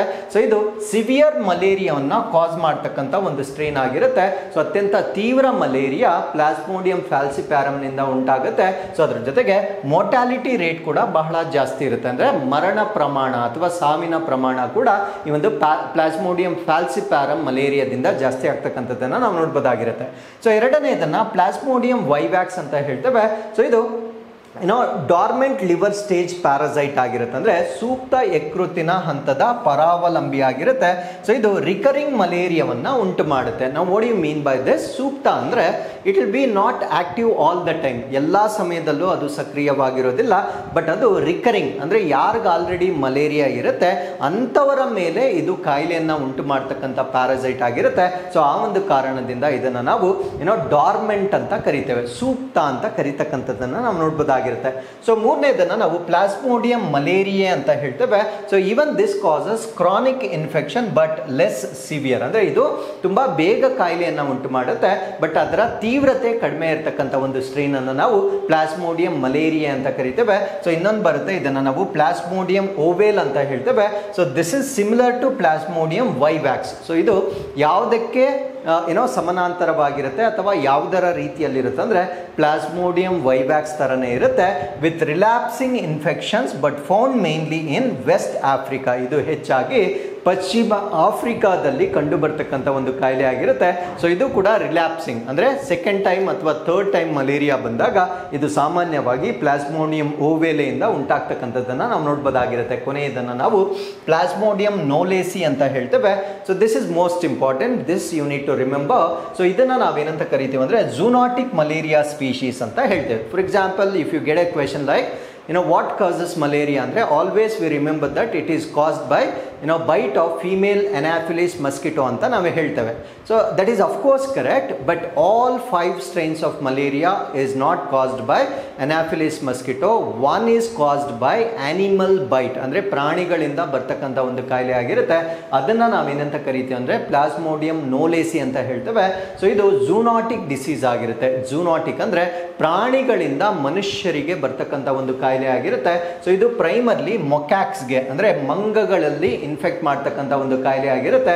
ಸೊ ಇದೇ ಕಾಯಿಲೆ ಮನುಷ್ಯರಲ್ಲೂ ಕೂಡ ಬರ್ತಕ್ಕಂಥ ಸಾಧ್ಯತೆ ಇರುತ್ತೆ. ಸೊ ಇದನ್ನ ನಾವು ಪ್ಲಾಸ್ಮೋಡಿಯಂ ನೋಲೇಸಿ ಅಂತ ಹೇಳ್ತೇವೆ. So this is not mosquito borne disease, this is zoonotic disease ಆಗಿ ನೀವು ನೆನ್ಪಿಟ್ಕೊಳ್ಬೇಕಾಗಿರುತ್ತೆ. ಸೊ ಇಷ್ಟು 5 ಸ್ಟ್ರೈನ್ಸ್ ಆಫ್ ಮಲೇರಿಯಾ ನಿಮಗೆ ಗೊತ್ತಿರಬೇಕಾಗಿರುತ್ತೆ. And you can see the symptoms. So ಇದರಿಂದ ಯಾವ ಲಕ್ಷಣಗಳು ಬರುತ್ತೆ ಅಂತ ನೀವು ನೋಡ್ಕೊಳ್ಬೋದಾಗಿರುತ್ತೆ. ಸೊ ಇದರ ಟ್ರಾನ್ಸ್ಮಿಷನ್ ಹೇಗಾಗುತ್ತೆ ಅಂದ್ರೆ of course major way of transmission is mosquito bite, ಸೊಳ್ಳೆಗಳಿಂದ ಇದು ಸ್ಪ್ರೆಡ್ ಆಗುತ್ತೆ. ಅಂಡ್ ರೇರ್ ಕೇಸಸ್ ಅಲ್ಲಿ ಇದು ಬ್ಲಡ್ ಟ್ರಾನ್ಸ್ಫ್ಯೂಷನ್, ರಕ್ತ ವರ್ಗಾವಣೆ, ಆರ್ಗನ್ ಟ್ರಾನ್ಸ್ಪ್ಲಾಂಟೇಷನ್ ಅಂದ್ರೆ ಅಂಗಗಳ ವರ್ಗಾವಣೆ, ಅಂಡ್ ಮದರ್ ಟು ಬೇಬಿ, ತಾಯಿಯಿಂದ ಮಗುವಿಗೂ ಕೂಡ ಡ್ಯೂರಿಂಗ್ ಪ್ರೆಗ್ನೆನ್ಸಿ ತಾಯಿಯಿಂದ ಮಗುವಿಗೂ ಕೂಡ ಈ ಒಂದು ರೋಗ ಹರಡಬಹುದಾಗಿರುತ್ತೆ. ಸೊ ಇದಕ್ಕಿರ್ತಕ್ಕಂಥ ಟ್ರೀಟ್ಮೆಂಟ್ ಏನು ಅಂದ್ರೆ ಆಂಟಿ ಮಲೇರಿಯಲ್ ಡ್ರಗ್ಸ್ ಅನ್ನ ಯೂಸ್ ಮಾಡ್ತೇವೆ. ಸೊ ಅದನ್ನ ನಾವು ಆರ್ಟಿಮಿಸಿನ್ ಬೇಸ್ಡ್ ಕಾಂಬಿನೇಷನ್ ಥೆರಪೀಸ್ ಅಂತ ಕರೀತೇವೆ. ಇದನ್ನ ನಾವು ಆಕ್ಟ್ಸ್ ಅಂತ ಹೇಳ್ತೇವೆ. ಇದನ್ನ ನಾವು ಆರ್ಟಿಮಿಸಿನ್ ಆಧಾರಿತ ಸಂಯೋಜನೆಯ ಚಿಕಿತ್ಸೆಗಳ ಮುಖಾಂತರ ಸೊ ಈ ಒಂದು ಕಾಯಿಲೆಯನ್ನ ಗುಣಪಡಿಸ್ತಕ್ಕಂಥದ್ದನ್ನ ನಾವು ನೋಡಬಹುದಾಗಿರುತ್ತೆ. ಹಾಗಿದ್ರೆ ಮಲೇರಿಯಾ ರೋಗಕ್ಕೆ ಲಸಿಕೆಗಳು ಇಲ್ವಾ, ವ್ಯಾಕ್ಸಿನ್ಸ್ ಇಲ್ವಾ? So there are vaccines, but they are developed very recently, ಬಹಳ ಇತ್ತೀಚೆಗೆ ಡೆವಲಪ್ ಮಾಡಿರ್ತಾರೆ. ಸೊ 2 ವ್ಯಾಕ್ಸಿನ್ಸ್ ಗಳಿಗೆ WHO ಅಂಗೀಕಾರವನ್ನ ಕೊಟ್ಟಿರುತ್ತೆ. ಆ 2 ವ್ಯಾಕ್ಸಿನ್ಸ್ ಯಾವುದು ಅಂದ್ರೆ RTS-AS01 ಒಂದು, ಇನ್ನೊಂದನ್ನ R21 ಅಂತ ಹೇಳ್ತೇವೆ. ಸೊ ಇದಕ್ಕೆ ಮ್ಯಾಟ್ರಿಕ್ಸ್ ಎಂ ಅಂತ ಒಂದು ಬ್ರ್ಯಾಂಡ್ ನೇಮ್ ಅನ್ನ ಕೂಡ ನೋಡಬಹುದಾಗಿರುತ್ತೆ. So as of now there are 2 vaccines for malaria prevention ಅನ್ನೋದು ನಿಮಗೆ ಗೊತ್ತಿರಬೇಕಾಗುತ್ತೆ. ಆಗಿರುತ್ತೆ. So with this we have come to inquest challenge number 858. You can just pause the video here. So this is question number 1. Read the question carefully and give the answers in the comment section.